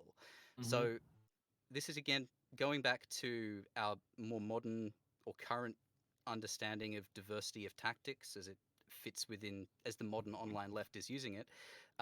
It's also, diversity of tactics allows for people of different capacities to participate in this great big online intellectual coliseum that we have going on. So I have a question I would for call it a everyone here. collective project, but yes, Coliseum also works. So I have a question for Before we move on, everyone sorry. here. Oh, go ahead. Just before we move on, sorry, I have a point about editing that I wanted to bring up whilst we're on the editing subject. In that, I also feel one of the really big issues I have with the current crop of new video essayists is that I feel like editing has taken the place of having a substantive script. And people are essentially getting fooled by incredibly slickly, well-edited videos, because that's what Noah Samsen is. Noah Samsen's a video editor. That's what he started his career doing. And then because the person who he did video editing for had a platform, said, well, why don't you get into it yourself or whatever? And that's why he's now got a platform now. And I feel like he's got very incredibly well edited videos, and more time has gone into that than the actual substantive critiques that's been levied in the actual video itself. And people aren't concentrating on how poorly thought out the critiques are because it feels like a slick production, just like how It has the aesthetics of a well done video essay, and thus people go, "Oh yes, this is a well done video essay," and they give it a level of. it's more grandiose than it deserves. I think that's actually infected the This is why I was streaming trying to make space. the distinction earlier. This is why I was trying to make that distinction earlier. So Because when I was talking about commentary video essay. It's people like Noah and Cavern, stuff like that, where and more of a commentary on like something small or even like one topic. Consider Yeah. a video essayist, but he does more or less scripted content that's well edited into jokes, stuff like that. Like I feel like we're starting to push people into BreadTube who shouldn't be considered BreadTube, and then kind of excluding other people from BreadTube who should probably be considered BreadTube. I'm going to point something out just with regard to the name BreadTube. It has been incredibly ironic for me as an anarchist. Come on. to come- Let's get the Kropotkin out. Yeah. We know this I- criticism this- already. We've heard it a million times. Wait, what's the I had to criticism? I mean, I'm no. sorry. What I was going to say Haven't was, you heard? The tankies aren't part of BreadTube; they're part of TreadTube. Oh, God. yeah, no, that actually wasn't my thing. My thing Okay. is that all of the big creators, like all the biggest ones, Lindsay Ellis, ContraPoints, Philosophy Tube, maybe I can't quite get a beat on her. A lot of them are just liberals. They're just progressive liberals, and often Yeah. being presented as like this is Can- the radical argument. But can you see why I, as a liberal, might be like, get the Kropotkin out of here, get your anarchist nonsense off to the side? But okay, I have a question for everyone here, because we've been booty licking on FD Signifier, Sean, as all of them, all the currently well known crop, right? Who's the new ones? Who are the new video essayists that we know about? All But right, I guess people like- you- Because we're not history. we're not going to bring up FD Signifier because he's, the new up and comer because of his Breaking Bread video. We're not going to talk about Sean, Philosophy Tube, ContraPoints. Who are the video essayists outside of these big ones? Hakeem count? Who is that? Hakeem? I'm not Seen a familiar. few of his videos. Okay. See, Yeah, he's this is you guys. This is you guys, sort of presenting to our meager audience. Who are these video essayists? And who are the ones that you like? One that I like, one that I like quite a bit is about a bunch of people are mad at him right now, but non-compete / American Johnson. Yeah, He's done he's done a lot of good work. I know there was the dust up between him and Vouchers. Is that the thing that people are mad about, or is there a new thing that they're mad about? I think it's the Vosh stuff. Probably that dust up there. Look, I've always bounced off American Johnson's work. I think it's just an aesthetic presentation thing. I've just never been able to really get into his stuff. It might be really good, just aesthetically doesn't do it for me. He does have a very so- distinct style, so yeah, you're right on Yeah. that. So a couple of folks that I've got in my watch list, because I usually do Thoughtful Tuesdays on stream where we watch lefty and progressive video essay content, because it can't be all rage all the time. And I encourage people to go and follow the channels, support them on Patreon if you like their stuff, support all of the content creators you like, whoever the fuck they may be. So we've got ones who I think are a bit newer or are getting big recently that I've really been enjoying. Foreign Man in a Foreign Land just came across his Love stuff that last guy. week. Yes. She's been around for a while, but someone who's just kind of, I think, in the last couple of years has really started making genuinely good video essays. Jessie Gender is fantastic. Her video essay on sex in Star Trek was fucking phenomenal and was really difficult as well. Second Thought has been around for a few years and has been blowing up recently.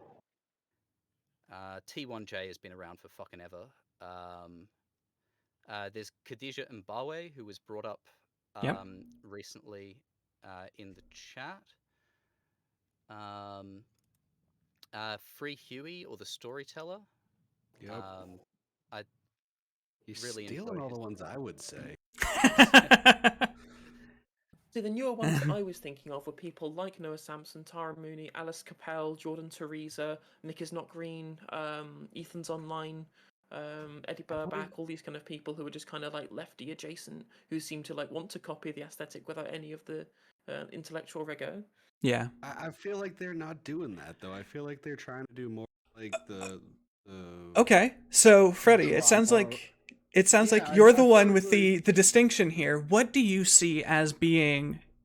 Where do you see the fence that the gate that separates these people from? a deep thesis is pretty much where it's like the bare minimum. Like it's gotta have a freaking solid thesis and a point to come across. Okay. Not somebody flicking through TikTok commenting on,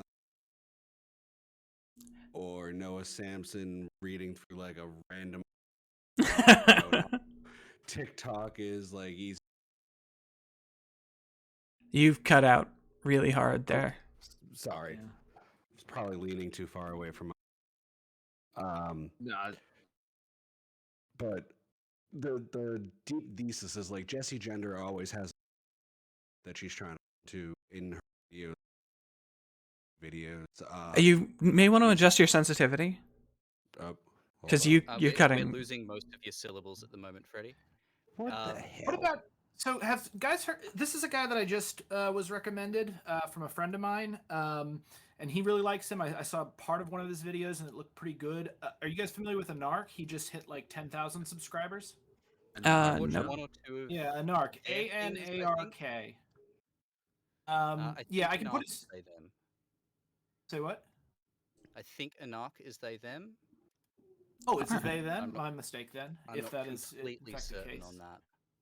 Um, And I know but that Khadija Mbawe is they them as well. I checked that beforehand. All right. Oh shit! Okay, sweet. Well, I will tweak it. yep. And so, okay, it sounds like we do have a pretty decent listing. So the contention that, or the sort of thought conflict that we're running into here is sort of like your Tara Mooney, Noah Samsen versus these people who it's almost like what makes a video essay is more of a academic subject. Yeah. Or an academic look at a An subject. academic approach. Yes. And it doesn't have to be aesthetically academic, but that intellectual, like, willingness to like dive into like a specific topic with deep depth. A current version of this from a relatively newer video essayist, CJ the X. CJ the X, their aesthetic is like really frenetic and hyperactive and like not like academic or essay, but the way they structure their videos, the way they have a point that they dive deep into, and like really examine. Good newer video essayist who I would, even with the tighter definition of video essayist, I would still give them that label. Okay. There's something I did want to point out really quickly. There's something of a problem in just the definition of whatever. I'll point this out oftentimes in debates with how many grains of sand make a pile. It's actually like, yeah, it's clearly more than 2, but is it 10 grains of sand? Then is 9? Is it not? Back and forth. Whatever we set as our definition of what a video essay is going to necessarily exclude people that we would consider video essayists and include people who we wouldn't, just as the nature of trying to create a definition for this kind of thing. So Yeah. I'm fine with that going forward, just so long as we all know we're pushing. It's a Sisyphean task. We are pushing a boulder up a hill, trying to come up with the definition. And I think something that that folks like Tabernacle and Tara Mooney and I think I'd agree with saying that Noah falls into the commentary thing, is that they may be more of an emergent genre, right? Like, I know that the commentary crowd existed before LeftTube, but the leftist commentary crowd is sort of an emergent genre in reaction to what Radhum was talking about before, the intersection between the demands of creating good essay content and reality existing. Radhum was talking about having ADHD before. Economic pressures that video essayists are under within the YouTube sphere to just pump out content and how that affects quality. Well, yeah, and there's also, you were talking about having ADHD before. You remember my very short-lived attempt at making scripted videos on YouTube, how that sort of crashed and burned because I can't, like you were saying, I cannot maintain a cohesive thought for too terribly long almost. I don't know how to really word that one. No, I think they pump off everything. Yeah, I've had issues with ADD most of my life. I've been lucky enough that a lot of the stuff that I like to or need to do usually activates my hyperfocus. The sort of flip side of that. But yeah, I really felt for you when you were talking about your brain screaming. Yeah. Because yeah, mine will do that whenever I try to focus on something that it decides it doesn't want to at the moment. Look, given that information, I'm extra impressed that you managed to write a comic. Oh yeah, dude. Yeah, dude has written comics and plays and shit like that. Like I don't understand. I don't get it. Yeah, we've got Durruti, Shadow of the People is my newest one that a lot of the leftists like, about anarchist Buenaventura Durruti, and of course Snow White Zombie Apocalypse. Yeah. Yeah, writing, I don't know, it's something that's both really, really hard to do, but also I get super depressed if I don't do it. So I get into this headspace where it's like I have to punch through a giant wall of anxiety, and once I've punched through that wall, it's great. But some days I sit down, I'm like, do I feel like fighting the ocean today? Yeah. This is so interesting because I have a new respect for video essayists now that I didn't have coming into this. Oh. Because the aspect of because I hate editing my own videos, and my videos don't entail that much editing. I fucking despise editing. Because I'm sitting on 5 videos right now. I have to edit. And I hate that so much. So when you have to do the research and you have to put all the clips, because some of them are really good at clipping together things, making it coherent, making everything sexy looking. That's a lot more work than it takes to just organize something with say moderated debate or politically provoked and just hop on, talk your shit to them, then hop off and just upload it to YouTube. That's way less time to do that versus the time it takes to do all this and make it succinct. And also the added pressures of having to make those content videos that are long enough, making them rapid enough for the amount of volume that makes you monetized on YouTube. One pathway is a lot easier and a lot more fast, and also a lot more fun in my opinion than the other one is. So the people that do it and do it well, the people that are like DJ Mababwe, people like Hakeem, who's a friggin' doctor and has time to make video essays. I don't know how the fuck he does it. Sorry for cussing so much, y'all. Hakeem gets to do it because all of his stuff is just videos of of the Soviet Union with him talking over the top of it. I think of all the creators whose content is something that he can make in a reasonable amount of time whilst also being a doctor, I think Hakeem would be one of them. Yeah. But it's also no hate to Hakeem, but it is just him talking over Soviet aesthetics. I mean, I'll point out, if he's a doctor, he probably has money, and that means he's probably got money to pay someone to do the editing for him.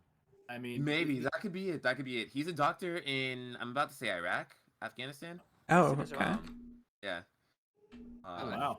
I should take in more of his stuff then. That'd be a very interesting perspective. His videos are excellent. They're very good. I mean, I disagree with a lot of his takes, but yeah, he's a tanky. But as far as the way he actually approaches the arguments that he puts forward, I mean, he's a big fan of economic planning, which I dislike. But I think he's really good at elucidating on these issues, and he's very well spoken, and I think his content's really good, even if it is just him talking over a bunch of videos of the Soviet Union.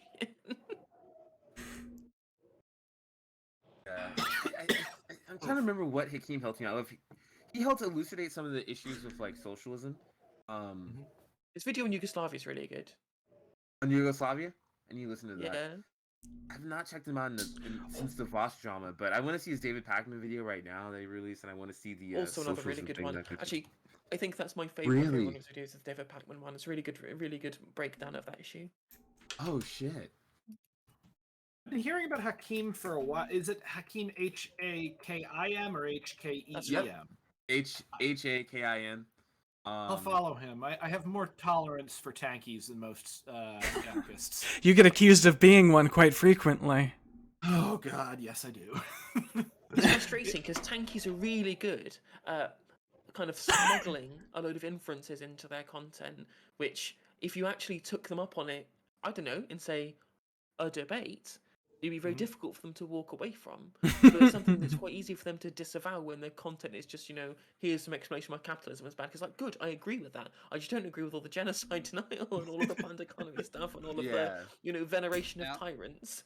Yeah, I think Hakim was the one that said. I think that having tankies in the debate sphere would make them, easier to debunk and deal with. But I think infrared has shown that no, they don't have to justify anything. They can just shit all over the conversation and strut around like the proverbial pigeon. I have won by changing the rules. Like, does anybody actually take him intellectually seriously? His audience. He has some audience. really good debates. There's a debate between Infrared or Hasra Infrared and T-Jump about communism versus capitalism. And when Infrared is not just being a fucking asshole, I think he's incredibly smart and well-read and incredibly intelligent and incredibly rhetorically proficient. But unfortunately, he understands that that's not what Twitch politics is for, at least not for the audience that he wants to cultivate. What he wants is for him to dunk on the radlibs. That's all his audience cares about, which is a shame because I think he's really good at arguing his points. And I took a lot of the stuff that he said in his debate with T-Jump as critiques of capitalism. Like, I didn't properly understand in my head why capitalism and the state are intrinsically linked. Like, you can't break apart capitalism and the state, at least not in the form that we know it in at the moment. Why a lot of Rothbardians are just like the Rothbardians are even more idealistic, and not in a philosophical sense, but in a in a philosophical sense as well. Sense. I mean, they are in a philosophical sense, but I'm saying they're even more so than even the most revolutionary of Marxists would be from a future societal standpoint, as in they have an ideal they want to get to, not idealistic, and they have an idealist philosophy, which Marxists obviously don't. Listen, that's a lot of pretty words you're using there, anarchists. No. Well, what's funny is that the I think the state, like the FBI, has been trying to infiltrate specific anarchist circles, and there was actually a memo that was leaked where they were like, "We can't do this. They read too many books." But we keep figuring out that our agents don't know enough to infiltrate the community because they haven't read like freaking 10 volumes of Rudolf Rocker. Well, listen, if leftists can't get into the leftist community, maybe the FBI CIA can't either. But further to the point I was making is that that Infrared engaging in a debate in which he was rhetorically proficient enough to be able to give me tools with which I can argue my points moving forward just to people on the street, people in my life, people whose minds I actually need to change.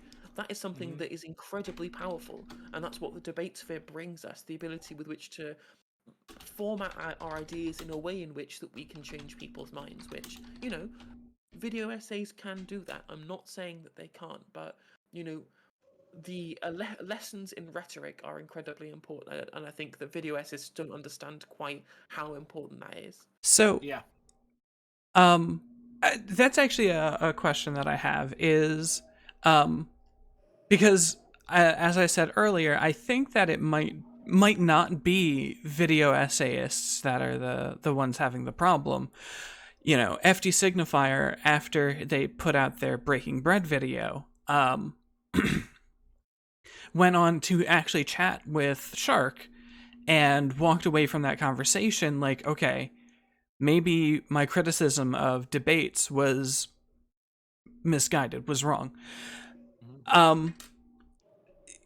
Like, what?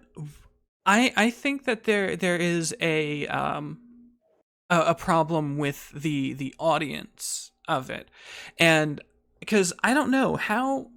Actually, you know what? No, I just thought about Sean. Never mind. I'm completely wrong. I thought about Sean and H-Bomb, and realized, no, my entire point's bullshit. Never mind. Because I was gonna say maybe it's more of an audience problem, but then because you don't see many videos of people being like, "But debate, bro, bad." You'll see people tweet about it like Bad Empanada, like Sean, like H Bomb. The worst part is Bad Empanada engages in debates. He debated Destiny. He wants to debate like Vouchers people. He keeps clamoring to debate people. So why? I mean, other than just he believes that the debate He's bro a scene is professional entirely. shit stirrer. Yeah, I think he genuinely believes that the debate bro scene is just entirely populated by radlibs and infrared, and I think that he uses that as he's essentially trying to discredit the medium by discrediting the people involved in it. Which maybe he's correct in that all of the debate bros are all just idiot radlibs or whatever. But unless you can prove that to me through a detailed critique of literally every single debate bro on Twitch, I'm going to be waiting a while. Can I ask a question? I- Like, optimally, say we have like 100 marbles to allocate to either a Destiny Vosh where it's kind of like left but not super far left, like not Brent Lingle left. I've worked very hard to make sure that nobody's Brent Lingle left. Versus like so either like How do you left afford Brent- all of like, those assassins? Brent Yeah. Lingle versus like Destiny Vosh, who are like two different people. Like Destiny Vosh are kind of like sock dimps. Mhm. And Brent Lingle's like kind of, you said anarcho-communist, right? Yeah, I'm a Kropotkinite anarchist. Very interested in both the communist angle and syndicalism. Yeah. So that ideally, like, how many marbles for like, say there can only be 100 debaters on the left that have like significant audience sizes. It's way less than that, but if there are only 100. So, how many of those marbles do you think should be like the Vosh and Destiny tier, and how many should be the Brent Lingle tier? I think that there should be way more on the Vosh and Destiny tier, because these are the people that are engaging with people on the right, and like those ideas that Vosh and Destiny have are more palatable to people who are on the right but less curious compared to Brent. No offense to Brent Lingle, so like, it's fine. I Brent will say Lingle's I idea. do have a reputation as being one of the guys who tends to very frequently debate the far right and usually is able to at least get along with them. So Yeah, I don't mean like this sounds like insulting. I don't mean like an insult. You know what? You know what? We can. Yeah, Brent, I think that your content should be like debating like the more like Vosh and Destiny guys, and then making them more left. I feel like somehow it's like, in theory, maybe not in practice, but in theory, it seems like maybe the people that are more subtle and their lefty power levels might be better for people. Might be better to like debate the. I'm trying to think of right-wing debaters that are well known. CTVs CTVs of the world. For sure. I get that. I think if I'm going to put a name forward as the kind of person who is the best at being the position that you're trying to say is a really good position to hold there, Taj, I think it's Chud Logic. I think Chud Logic is the best position because he never pins himself towards a specific political hate that guy. Political point. He just says, I am a Marxist. I use Marxists to analyze the frameworks I view the world, but issues, I'm not going to call myself a sock dem or a communist. Well, I'm just going to talk about these issues through a frame of reference, right? And I think that's an incredibly powerful talking point, and that's why he gets on with so many corners of the Twitch politics sphere, because he's not tying his flags to any specific mast other than wanting to have conversations about the issues. He's also a complete fucking idiot. I hope not, because I just subscribed to his channel. This is I enjoy him. Wonderful. So there's something that I think is being missed here, though, and this is actually a lot of people think that about sales and about propaganda and about getting people to listen to you and understand what you have to say is about kind of wooing them over, sugaring the pill. And that is one tactic you can use, but there is also the I think it's called the door in the face tactic. And it's usually and people think it's not effective, but it is very effective. It is effective. When you go into any kind of negotiation, it is important to throw out the most radical ask that you possibly can have. So if I'm going to talk to somebody that and we have to come up with some sort of policy, I'm going to say, okay, abolish the police. That's where I'm starting. And then I will let that person talk me down to the point where I actually fall. And in that sense, like if you actually do make the radical argument, you may not individually get people, but you will then have thrown that fence post out, and boom, suddenly that's a little bit closer to the Overton window. That's a little bit closer to like where people need to be. And it goes back to what I said earlier with regard to it's not a marketplace of ideas, it's an ecosystem, and different thoughts and ideologies occupy different niches that apply to different people at different points in their time. And usually where society goes is by I guess moving through all of that and essentially finding a collective direction that is sort of a expression of that amount of thought. But also, again, society tends to not follow thought. Thought tends to follow like existence precedes essence. Thought follows form, not the other way around. Yeah. So I was shit talking about Chud Logic. He's actually very fun to watch, but that's actually the thing that he does. He will straightforward be like, "No, I'm racist. No, I fucking love slurs." He says the most abrasive shit. Oh, great. And So basically, the meme is that everyone keeps calling him a racist, and he spent so much time trying to convince people that he wasn't. And it's just like, oh no, well, if you're just gonna keep calling me a racist, then I'm just gonna say, well, fair enough. Yeah. Maybe I am, but that does not. You're taking explain why I'm a racist rather than just blurting out words and expecting that to be enough of a critique. Yeah, and it's like how I will call myself a libertarian. He's a Brit, so I'm going to say fairly safely that he's probably horribly racist towards the French, and that the French have done everything to deserve it. And that the British have done everything to deserve all of the racism from the French. Those two have a long history, and that they've earned the right to be racist to each other.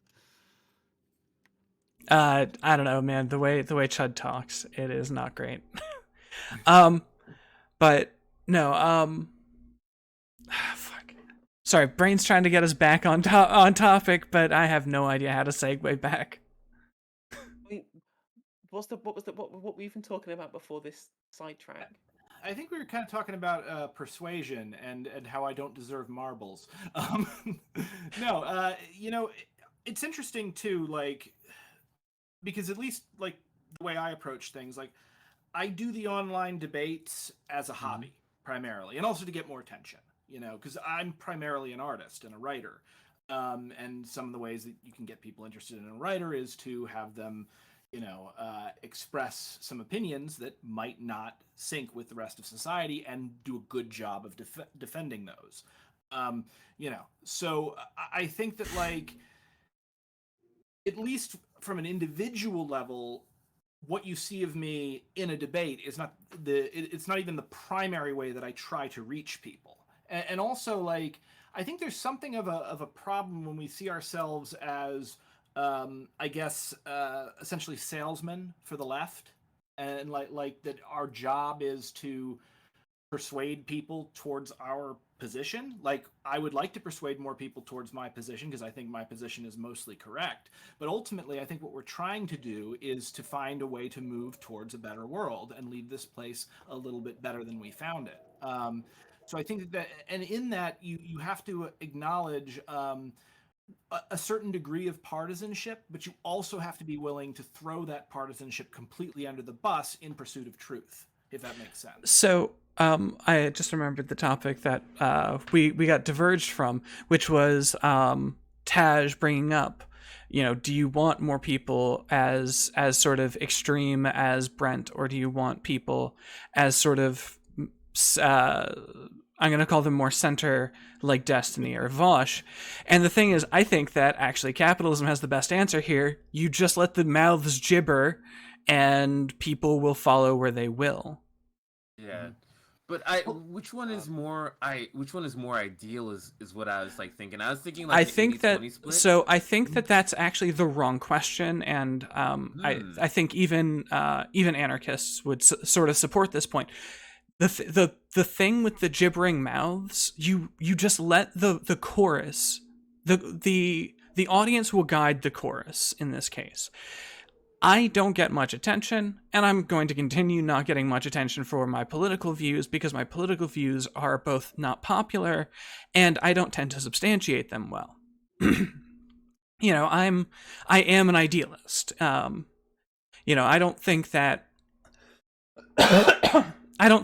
robots are dope because of this, you know, objectively factual thing. I just think they're dope. Nobody should fucking listen to me for my stupid ass ideas. I'm also I cuss a No, lot. no, robots are dope. I cuss a lot and I yell at people constantly. So probably those are more reasons not to listen to me. But This is the internet. Those are good fuck reasons it. to listen Yeah. to You get Engage rewarded for yelling at anyway. people. If I went on a Fucking tirade man. right now, Stop and if we putting started yourself talking down. really hard like this, then I would get a lot of attention. You guys are probably gonna clip me like this. It's like, yeah, it's like, that's No, you're gonna really like totally that. right. But the thing is that it's going to be if every voice is part of the chorus, every voice is adding ideas.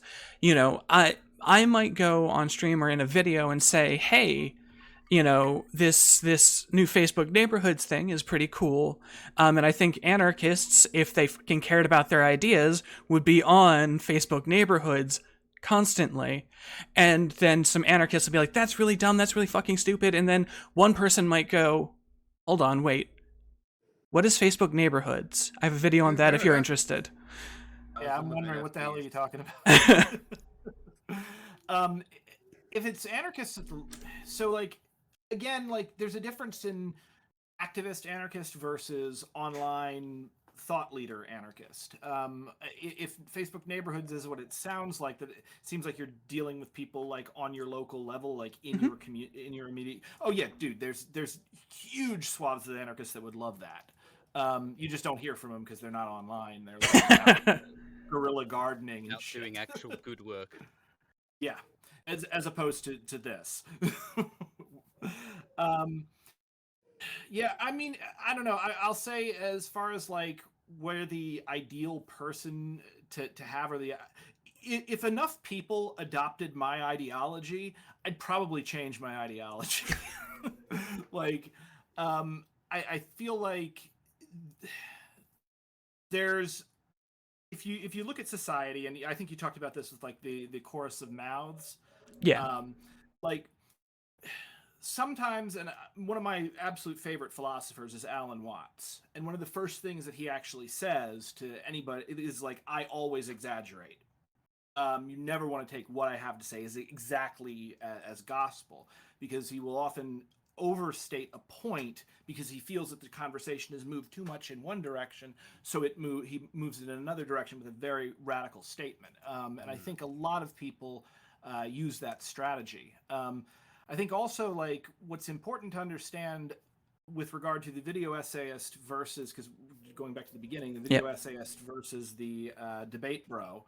I think one of the reasons I got very interested in like public debate, and we used to have like public debates at the Yippee Museum in New York City, where my buddy John Murdoch, his big catchphrase was "make the argument."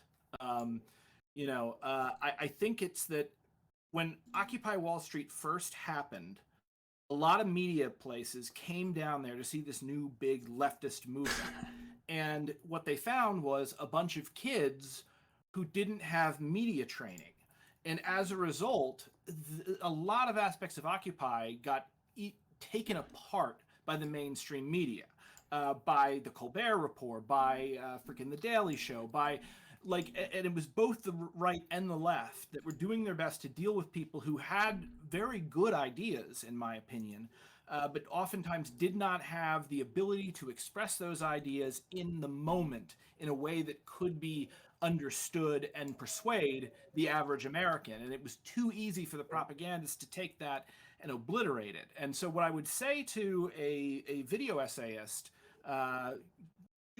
do yourself a favor and actually have a debate at some point. Like, step into that ring. You don't necessarily have to be good at it. If you're worried about damaging your brand, I don't know, like change your voice or something, or find some way to do it in a low stakes way. You know, And I'd say the same thing to like a debate bro. Get out of the moment and really work on developing your ideas. You know, I think also as well that I was just gonna say that if you're a video essayist who wants to at least try having a debate, I think panels are a really good way of doing that, because it means that if you have a good point that's not kind of rhetorically sound, then whoever you're debating with, who shares your ideas but doesn't quite know what the kind of the information that you do, can then use their rhetorical skills to be able to expand on that further. I think panels are a really good way of doing it, because in one-on-one debates it's so much, it's so easily construed by who is more rhetorically efficient. And I think that if you have a variety of voices on the topic, then it's much easier to be able to have at least one part of the opposing side of the motion or whatever that can be able to deliver those arguments the best. yeah. So when I put out no, it was a couple of days after I put out the idea of this discussion. I'd even put out specifically that, hey, if you're a video essayist and you want to come onto this panel, I will rig the rules in your favor. I will go out of my way to make sure that, I will literally fucking mute everyone in the room so that you can talk. This is because, I want to make things as favorable to that person.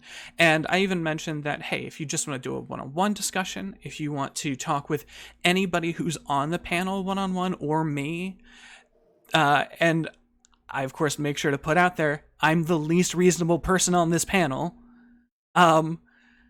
that, we will set this up. We will get it to the point where you can talk to somebody you think will have a reasonable discussion with you. It might be a lot harder to say have a debate with me or Brent, because as far as I've seen, Brent, you have a lot more arguments with people. But Radhum or Taj, both, every time I've seen them have a debate or discussion with somebody, are much more friendly.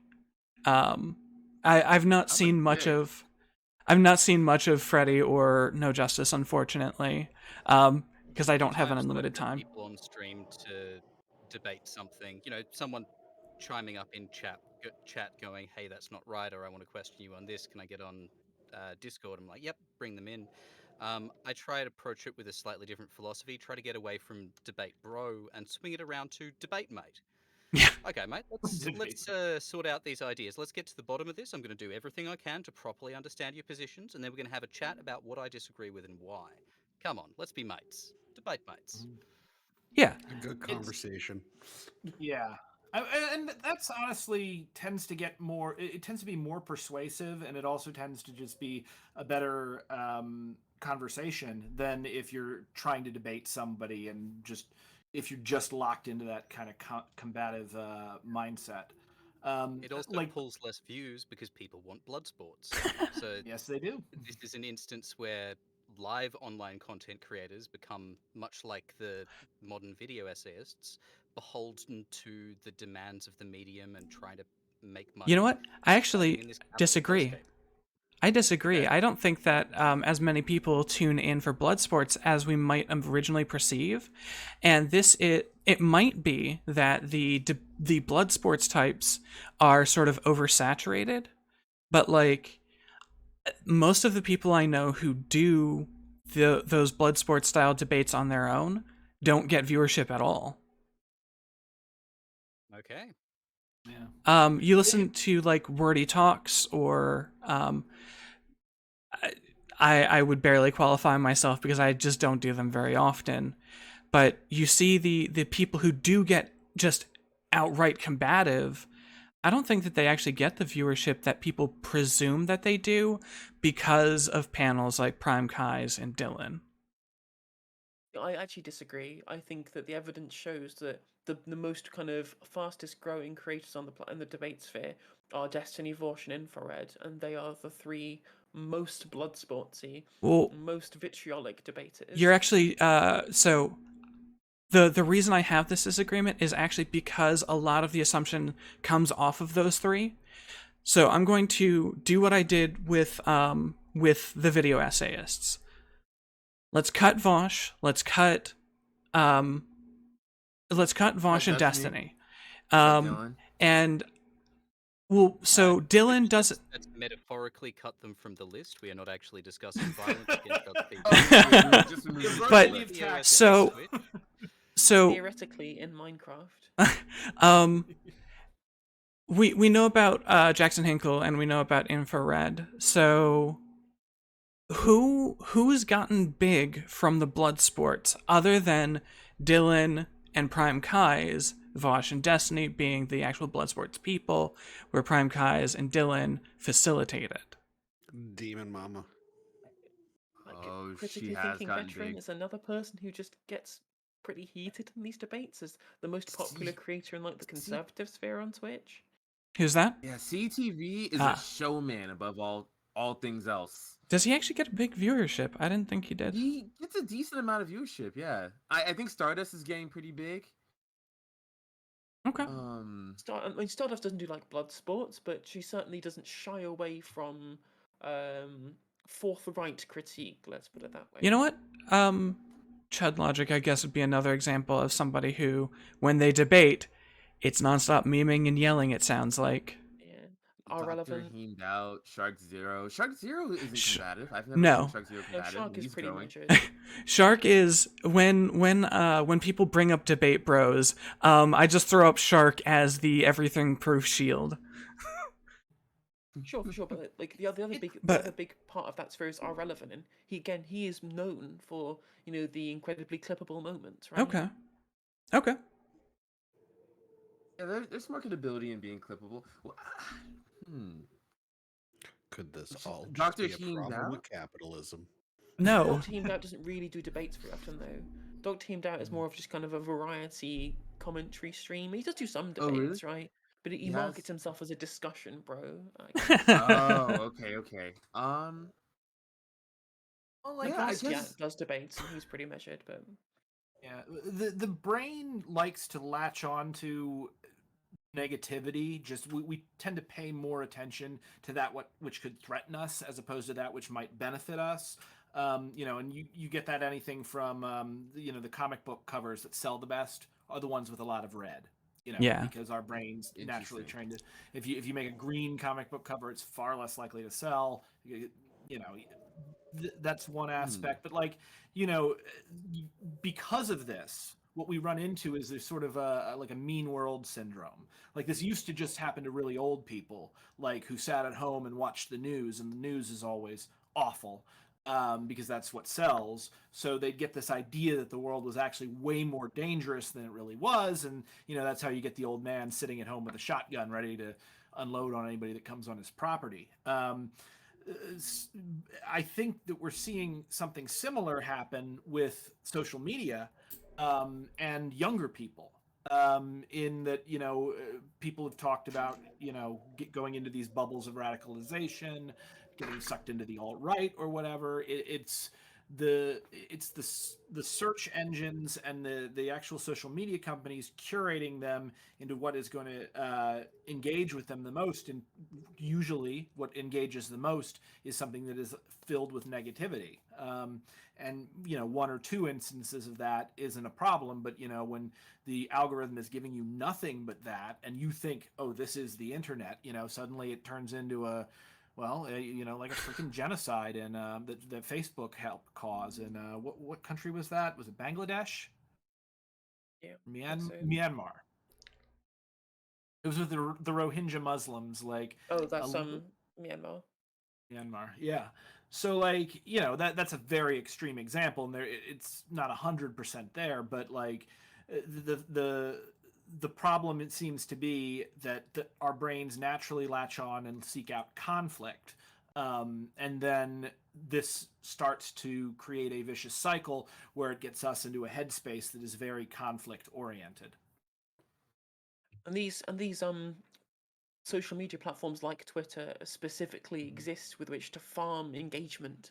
Engagement Yep. is the name of the game. Yeah. And vitriol and contention are things that drive engagement. We're getting, my friend Ed, he's of the opinion that we're kind of getting driven mad by the machines in life by algorithms, where we just follow, again, as any good Marxist would say, we're all part of, incentive structures and things that shape the way in which we interact without our knowledge.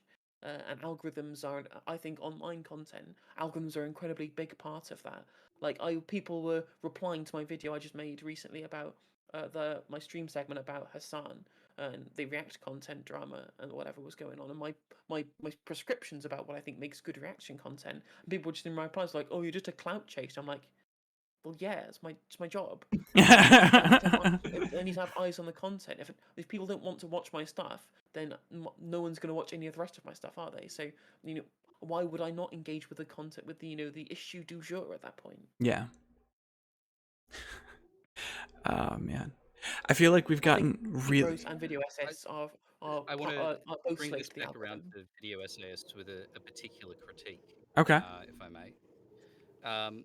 So one of the problems that can come from video essays and video, I guess this is something that comes down to the intersection between video essayists and audience. Is that a slick, well-produced video essay can really give you the feel that you understand the entirety of an issue before you. And as Brent was saying before, people are selective with what information they include. They it's Video essays are still constructing a narrative. I think one of the problems with us seeing video essays as a very informative, authoritative be all and end all on a particular topic. Like I've heard, multiple times, this is the video essay that closes the book on the discussion on this particular thing. And sure, it might have good information, but you can't fit all of the available knowledge in even like a 2.5 hour feature film length epic of a video essay. And I do worry that a lot of people who are somewhat intellectually curious will consume a video essay and then go, that's all I need to know on that particular topic, and move on. And take all of that as a given, and that's all they will argue from and all they will care to know about that particular issue. I feel like a lot of people do that where they literally they start to think that they get comfortable with their point of view to a point where they no longer start to deconstruct the things that they need to work on themselves. And they can do that in ways by getting caught up in the algorithm where you're just constantly watching the same stale ideas over and over again. And even both debate bros and video essayists fall into it where it's just like you can get criticized, and rather than taking the criticism as something you need to work on, you take it as like you're getting bashed. And people eat that shit up. Yeah. So why not fucking do it? Because that's kind of what we're all sort of feeding into. Yeah. Can I point something out, by the way? Just the use of the phrase "debate bro" as a snarl term does strike me as a little sexist. I think women can debate just as well as men. Maybe fewer are incentivized by our society to do that, but like, and yeah, okay. I'm a white guy who is used to disagreeing with people in public frequently. But at the end of the day, like, I don't think that it's necessarily a good idea to label everyone as a debate bro, like as a snarl term, essentially, because first of all, women can be problematic, but second of all, women can be debaters. So yes, that's right, Zan. The monkey was a woman. Did anybody catch that reference? Nope. No, Kimmy unfortunately Schmidt. not. So there's something I just want to clarify here because it's a term I've not come across before. Snarl term? Yeah, snarl word. It's essentially a word that someone uses to not simply describe something, but to describe it in a bad or unflattering light. So a way that gives negative value judgment. Look, Simply in the I name guess itself. the alliterative female equivalent term is probably a bit too un-PC for most of the online left, which going off debate bro would be debate ho. And sex work is real work, all power to the sex workers. I'm sorry. There's someone. If there's Yeah. someone out there right now that can start a YouTube channel and call it Debate Ho, you are sitting on a gold mine. Right? Clearly, I I need to think get that better at debate, debate. bro. I Skimpy thought that debate, outfits, bro, was top-notch intention. arguments. Oh, sorry. Let's go.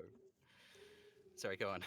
I was under the impression that the term debate, bro, quote unquote, I think that was meant to highlight how it's mostly male dominated because I think that's a criticism think so, of yeah. debaters online. Yeah. So There's only one female on this panel. the reason that the term debate bro is a thing is because of sort of the machismo that goes along with the term itself. When you hear the term bro, you have an image in your head. It's probably like the Italian frat boy or something like that. The guy who's constantly chest bumping literally everybody they pass, constantly saying the word bro. My But dad owns a dealership. yeah. Yeah. And they're very loud and boisterous and whatever.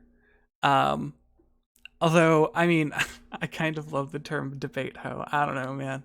I think it's great. The thing is, what's amusing is that the kind of I'm people, just the a kind of massive people, slut for arguing. Sorry, go on. the thing is, the kind of people who would say bro in that way in the United States. In the UK, these kind of be the people who would say mate. So Radhum's idea of a debate mate, whereas mate is a lot more. There's a lot more ubiquitous over the other side of the Pacific. So, here in Australia, how you're using mate really comes down to your intonation. So yeah, Really? if mate, get over here is a good mate. It's a fucking mate. You fucking what? Put it down, mate. Fucking no. That's your oh god, you fucking dickhead. Go away. Stop being. Stop existing, mate. Versus mate. Versatile term. I love language. Somebody, Could debate Australian hoe in love my Twitter language is just bio. the word cunt. I mean, to be fair, we say that over here as well. yeah. Y'all, I'm gonna have to bounce really soon. I gotta do something with my roommate. It's about like 10ish where I'm at. All Is right. it okay You if were. I do my final? Yeah, go on ahead. Like, okay. Yep. Thanks for having me, everybody. Sorry for being late. Sorry for leaving early. I'm a piece of shit. But get to know this piece of shit, Taj bin John, Joysticks Baby on YouTube and on Twitch and on Twitter and probably on TikTok soon. Once we start doing more and more and more of that, hip hop and video games. Yes, TikTok is politics. so good for reach. You definitely do it. It's Yeah. so good. Yeah. It is. I've been They using be it a little blowing bit up. here and there. It be blowing up. Yeah. But yeah, way more views before on you TikTok go, than any other platform. So I followed everybody on this panel except for No Justice because when I search your name, I'm not getting anything. So if you could send me anything, but I really wanted to compliment you on the sword you had on your back wall. Thank you. Yeah, That's badass. buddy. Yeah, and Taj, if you want to go ahead and drop a link in the chat, that way we can all link it into our respective chats to where you create content. Okay. All right. Thank you. All right, y'all. I am headed out. Thanks for having me once again. Can't say thank you enough. All right. Montage. And yeah, doodles. All right. Yeah, and I was going to say, it seems like we may have run ourselves out on this conversation. Does that sound about accurate to you guys? I mean, it is 3:15 over here, so. I think we've probably run down. I mean, you could go on about this for a while because it's a fascinating topic. But you know what? I'm going to complain about one thing. All right, this is supposed to be goddamn leftist infighting, and also, damn it, we did exactly the thing I said at the beginning that we were going to do. That always happens whenever this conversation comes up, and that is a bunch of people who are used to debate going, "Video essays are pretty good. Why don't they engage?" Yeah, well, I mean, I do think we came to the table with some actual solid critiques of video essays in general and kind of how video essayists have been developing and some of the new trends that are coming out.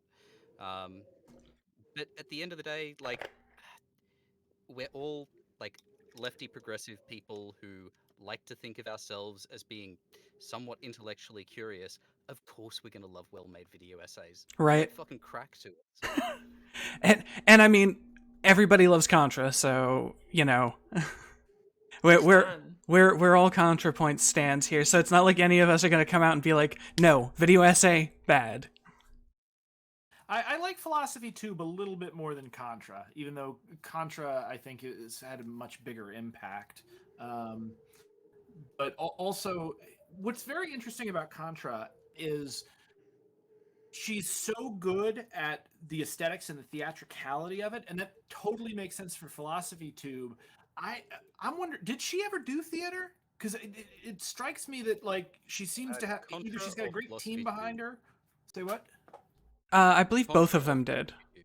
Okay, that would make sense because she was talking about having a philosophy degree. Maybe it was she did theater and then philosophy or something.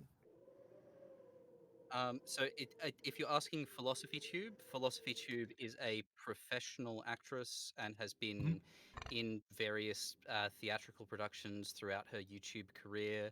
I believe she was in a production of Dracula a few years ago, and I think she's just started migrating into film acting. I think. Awesome. Yeah, that it's very interesting because again, like when I debated Stefan Molyneux, I found out like right beforehand that he was a theater major, and I was like, okay, this makes sense. I can say that because I was a theater major. Yeah. Guess what my degree is in? Theater production. Not so much the performance side, but the technical back end, make the theater happen side. That you're a very useful person to know then. Oh, hey, okay, here's a criticism perhaps of, it's not going to be a criticism of video essayists, but the effect that they've had, I think that they've had, and that is bisexual lighting. Have you noticed that everybody has started doing it? Have you noticed I'm that? bisexual. I just like purple.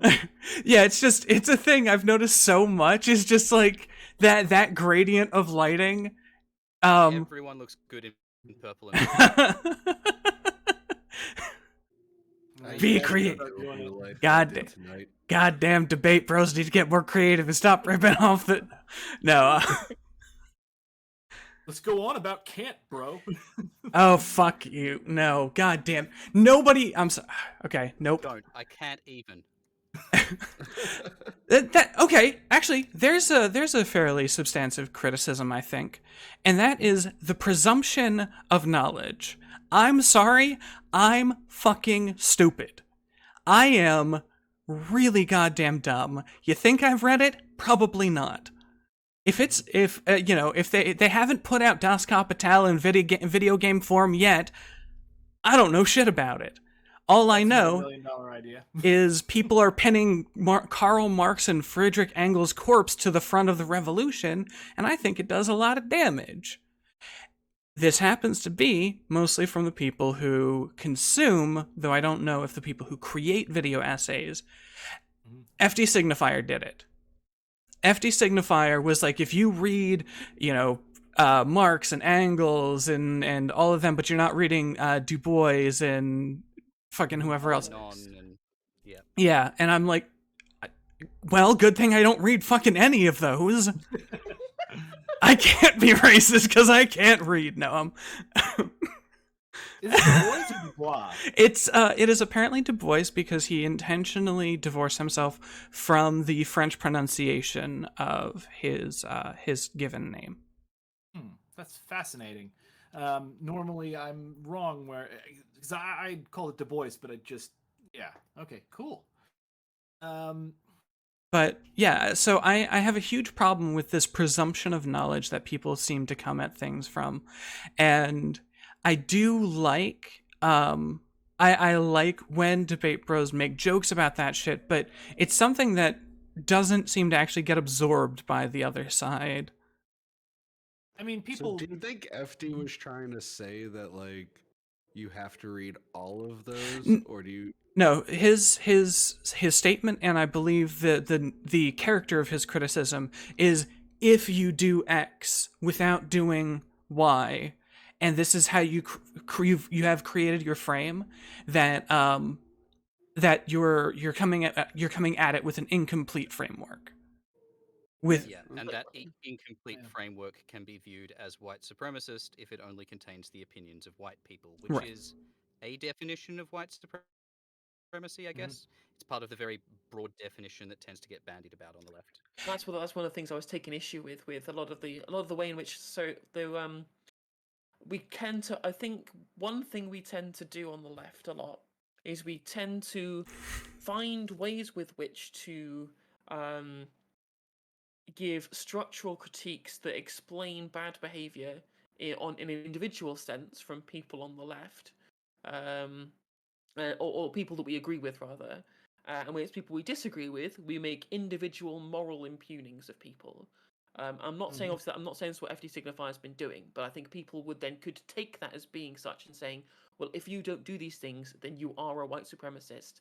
Sounds like a moral impugning of a person. When I understand that FD Signify's critique here is that you are someone whose views have been shaped by white supremacy, which I would absolutely agree with. As all white people, especially within the Western sphere, almost all of these people have had their views shaped by white supremacy. But if you're trying to reach somebody to try and change their views to be able to engage with the content of black creators, of black intellectuals, telling them that they're a white supremacist unless they do so, isn't a way in which you're going to move them around. I get a lot of white people are whiny bitch babies who don't want to entertain the idea that part of their viewpoints have been clouded by a system that privileges their points of view. But unfortunately, if you want to maintain political action, you want to gain your political movement, have traction, you're going to have to engage with bitch babies who don't want to take criticism. Right. And if you don't baby them into being able to move their points across, they're just going to find you combative and disagree with your points before you even get to make them. And that's one criticism I have of the term that woke Thatcherism has been pointed around, because it's an individual critique when it's someone we don't like, and a systemic critique when it's someone we do like. And I'm like, no, it should always be a systemic critique, unless it's someone who has an incredibly large position of power, in which case you can morally impugn them. But for the vast majority of people, these are just kind of people bumbling life, being interacting with systems that are far more powerful than anything that they could do individually. And I think that's where our critiques should lie. And that's why I find very frustrating. Sorry to be off a tangent again, but rightoids will say, oh, critical race theory is teaching white children to feel guilty for being white, which is literally the opposite. If it's a structural critique, then what it is doing is absolving people of any individual blame. And if anything, the one thing that critical race theory should teach you is not to be guilty for being white, but to give you the impetus with which to dismantle the white supremacy that has put you into that position in the first place. Yeah. This is a point of the right wing being philosophically idealist.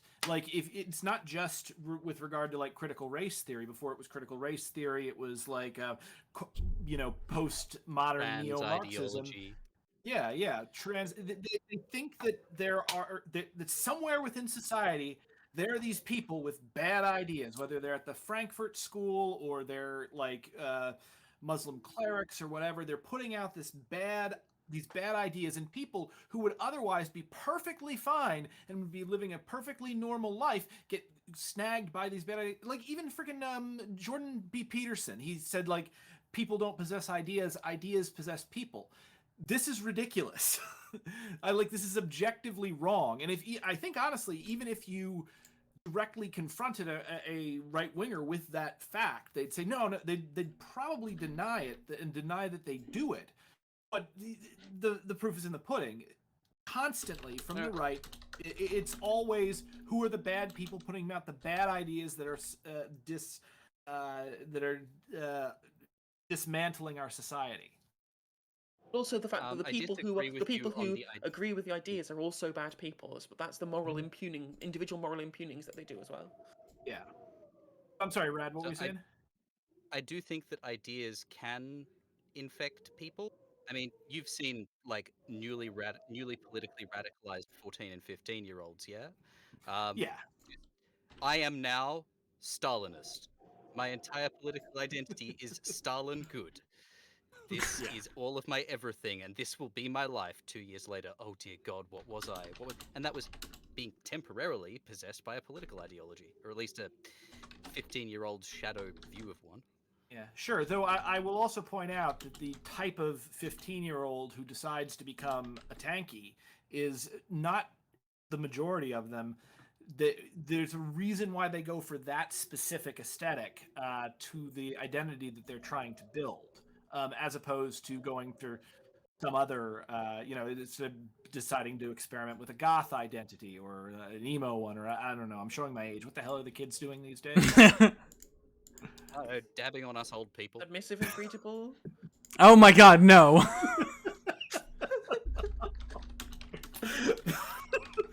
I'm loving this stream. Yeah. Oh man, I almost. I almost actually have a problem with how agreeable people are. No, Well, no, it's the bisexual lighting. right? It just does. It just does that. Zoomer humor is just like way out of my wheelhouse. I just have no idea what's going on half the time.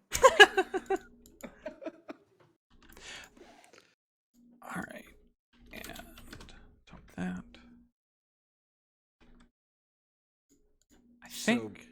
One of the things I was kind of thinking about in regards to what you were saying, No Justice, earlier, is I feel like a lot of the times people have a tendency to misconstrue what a lot of people are trying to say a lot of the time. Mm-hmm. And not saying that you're misconstruing FD in any sort of way, but when I think he's trying to say, like, you got to read these people on top of these people, is sort of like we all got to be aware that we're constantly fighting our own white supremacy, misogyny, homophobia, transphobia, all of those sorts of things.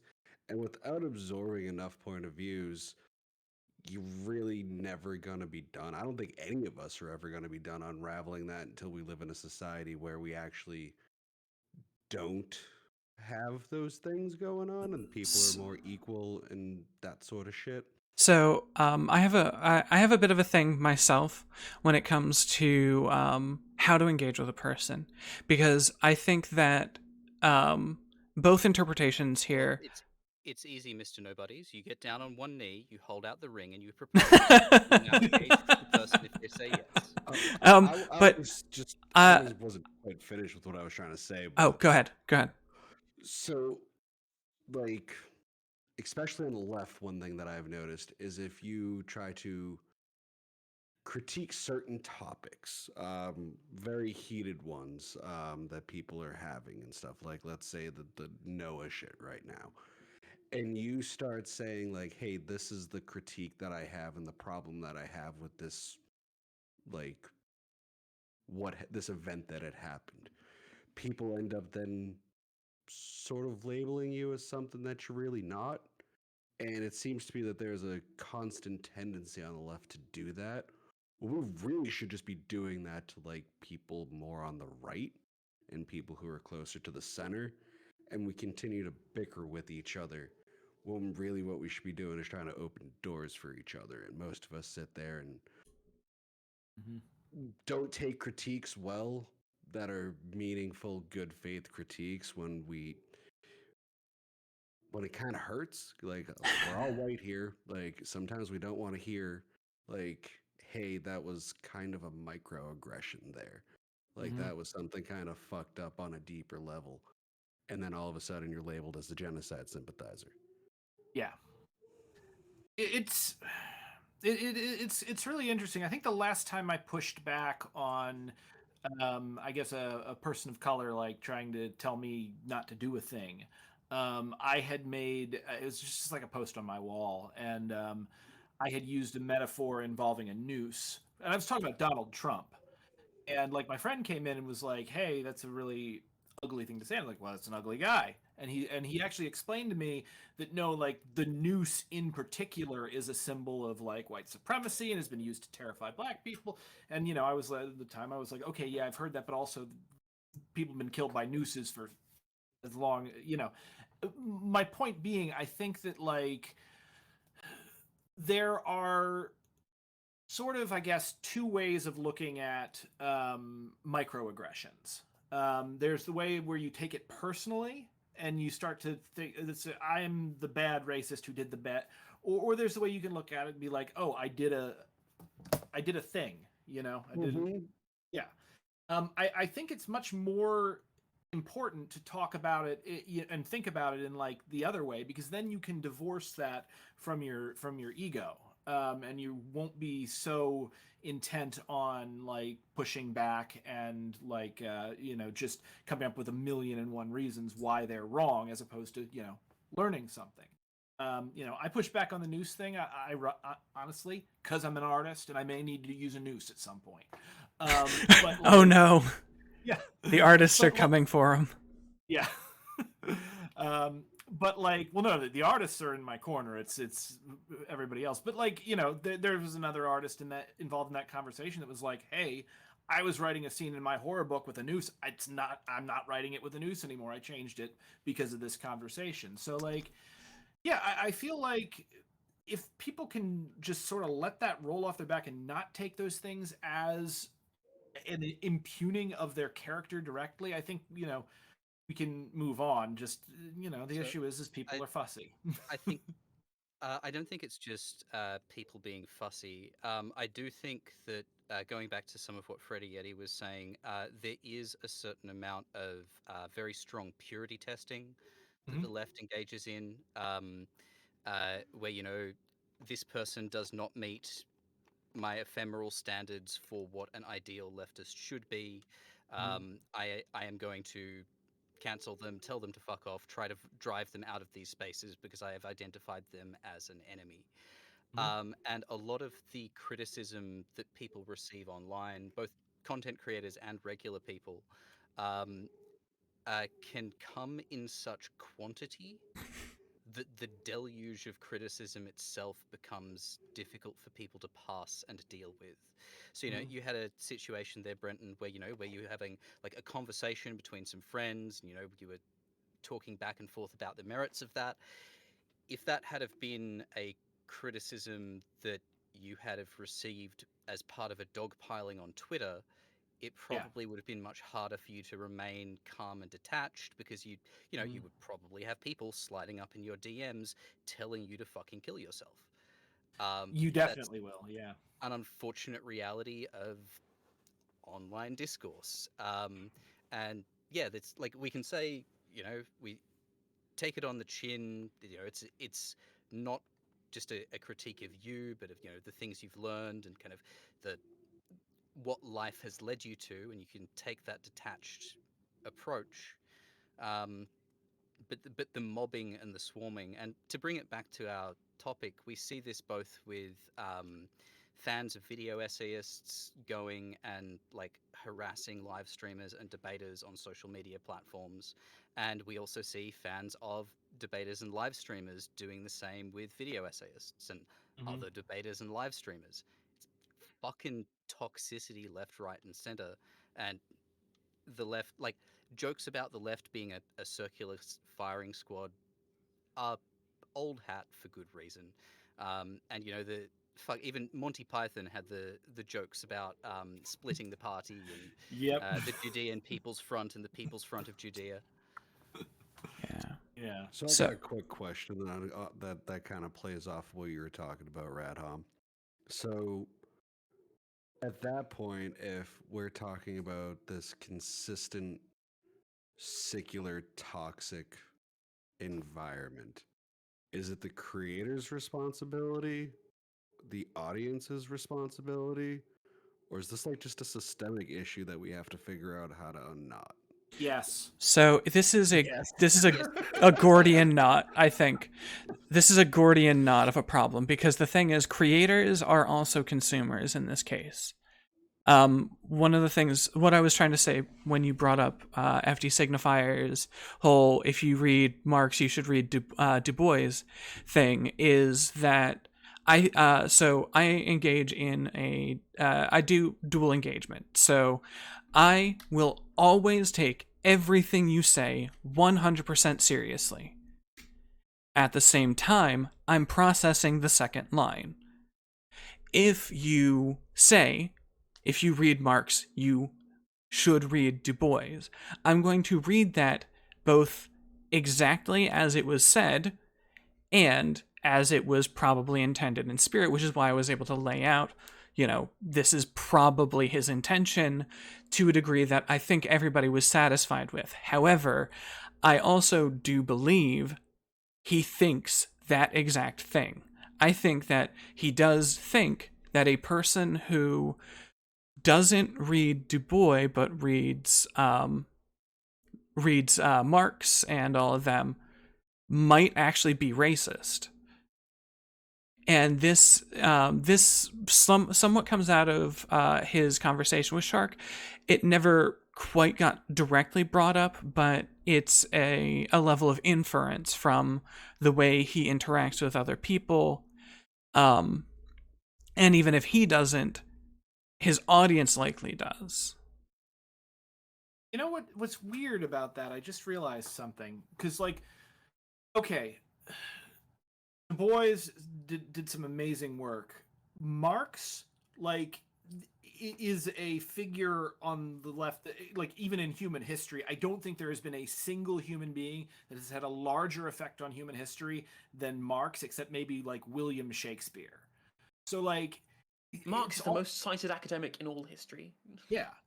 It's almost like yeah, on one hand I can really see the argument that people should be expanding their horizons and trying to find more perspectives than just some dead white guy, but also, like, you got to think it's just like the level. What if people said that about, like, Shakespeare? Like, oh, if you're reading if you're reading Shakespeare but not blah blah blah blah blah, you're racist. Like, So yeah, they could be racist, or they could just happen to be reading, like, one of the most cited and known authors in all of human history. but now I want to make sure that that what I just said isn't coming across wrong, because the thing is, I actually, in conclusion, probably agree with both sides of what FD Signifier was saying. Mm-hmm. It's a big important part of, like, dual engaging, is understanding that both sides of those are correct. When somebody tells me that I'm racist, they're probably correct in a degree, because the town I grew up in has a KKK church. Everybody just sort of knows that it's there. The world we grew up in. The world. Like, the very small town that I was in since middle school, just a KKK church is there. We were dealing with KKK rallies and so on.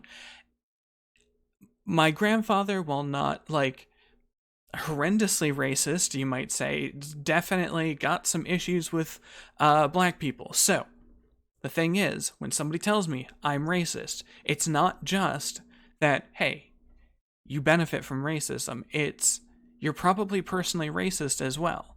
And I agree. So when somebody says, if you've read Marx and Engels and Nietzsche and them, but you haven't read Du Bois, or he named like 5 or 6 other people, and I hate the fact that I can't. There but you go. when you have read this group and haven't read this other group or anyone in their influential sphere, if it's because you've refused to engage or haven't made space to engage, you are probably doing a action racism, I guess, which is a very weird set of words to use, action racism, but passive. It's just passive. When you're not constantly trying to deconstruct your biases so that you can achieve a better world, all you're doing is passively buying into the system. So I don't know if I agree with it being so I was specifically saying, if you've intentionally not read these people, or if you've so somebody who reads Marx, or unintentionally, it's sort of just buying into the system. Like, if somebody reads Marx a lot, though, if they're already your standard really fucking boring communist who keeps telling me that I can't have any opinion on Marx if I haven't fucking read all of them, and then I read it, and the first fucking line is Marx saying, no, we shouldn't ship anything anywhere, and then I go, that's fucked, and they're like, you've got to read more Marx.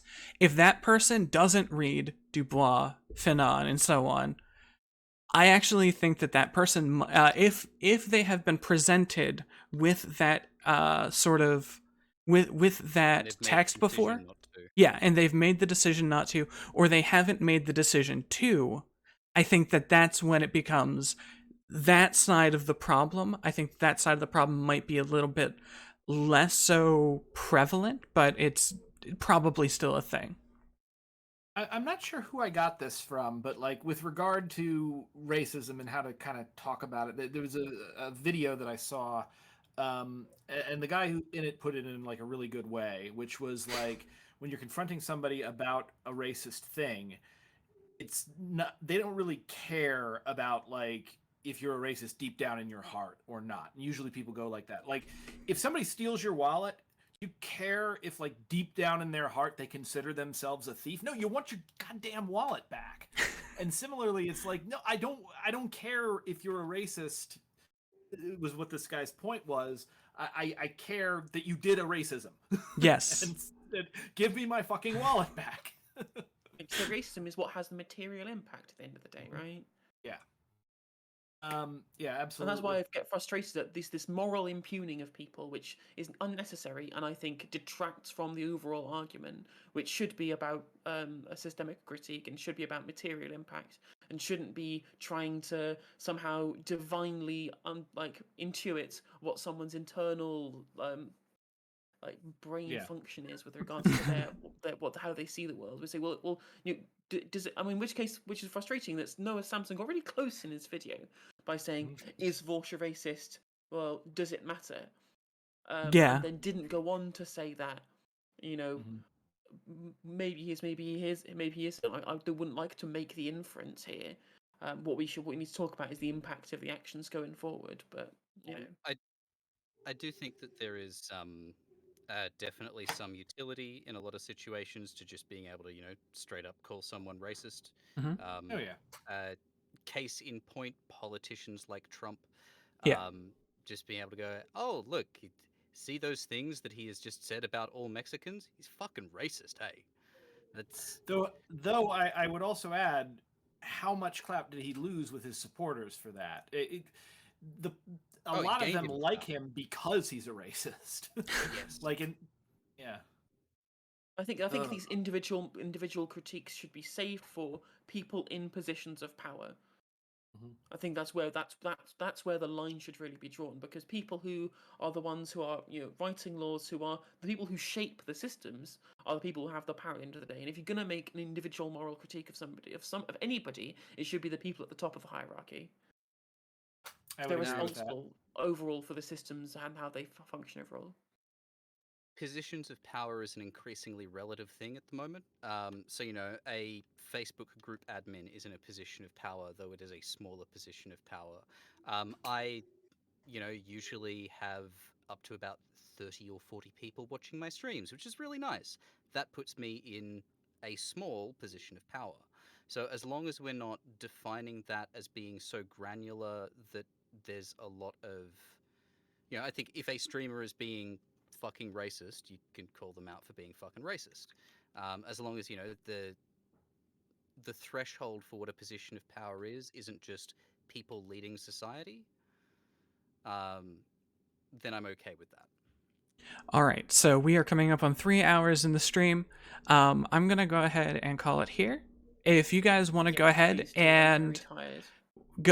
and shout yourself out, starting with Freddy Yeti, if you do any content creation or anything. Hey, I'm Freddy Yeti. I usually stream on Twitch. I'm currently on a break on streaming from Twitch right now. Hopefully going to be premiering sometime this month. Hopefully Saturday, but still getting things in order. I will be starting a game show actually about and mocking Debate Bros. where it is pretty much a combination of like the Hippy Dippy podcast and Whose Line Is It Anyways?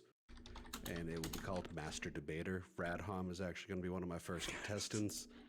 Taj also is going to be one of my first contestants. It should be an absolute nightmare of nonsense. When I ran beta testing, it was literally pee my pants laughing half the time. So I am highly excited to see what Radhom can pull off, considering his improv skills, because there's a lot of improv involved in Pressure is doing on. this.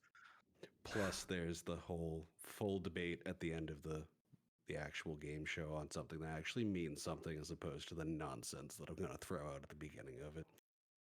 It sounds like a lot of fun. It should be. That sounds ridiculous. All right, Brent, you're up next. Sure. Hey, folks. I am Brenton Lengel, poet, playwright, and a former activist with Occupy Wall Street, and author of Snow White Zombie Apocalypse, the Ringo-nominated comic series, and Durruti, Shadow of the People, a biopic/war epic about the life and death of anarchist Buenaventura Durruti, who is one of the most, in my opinion, one of the most incredible people in history.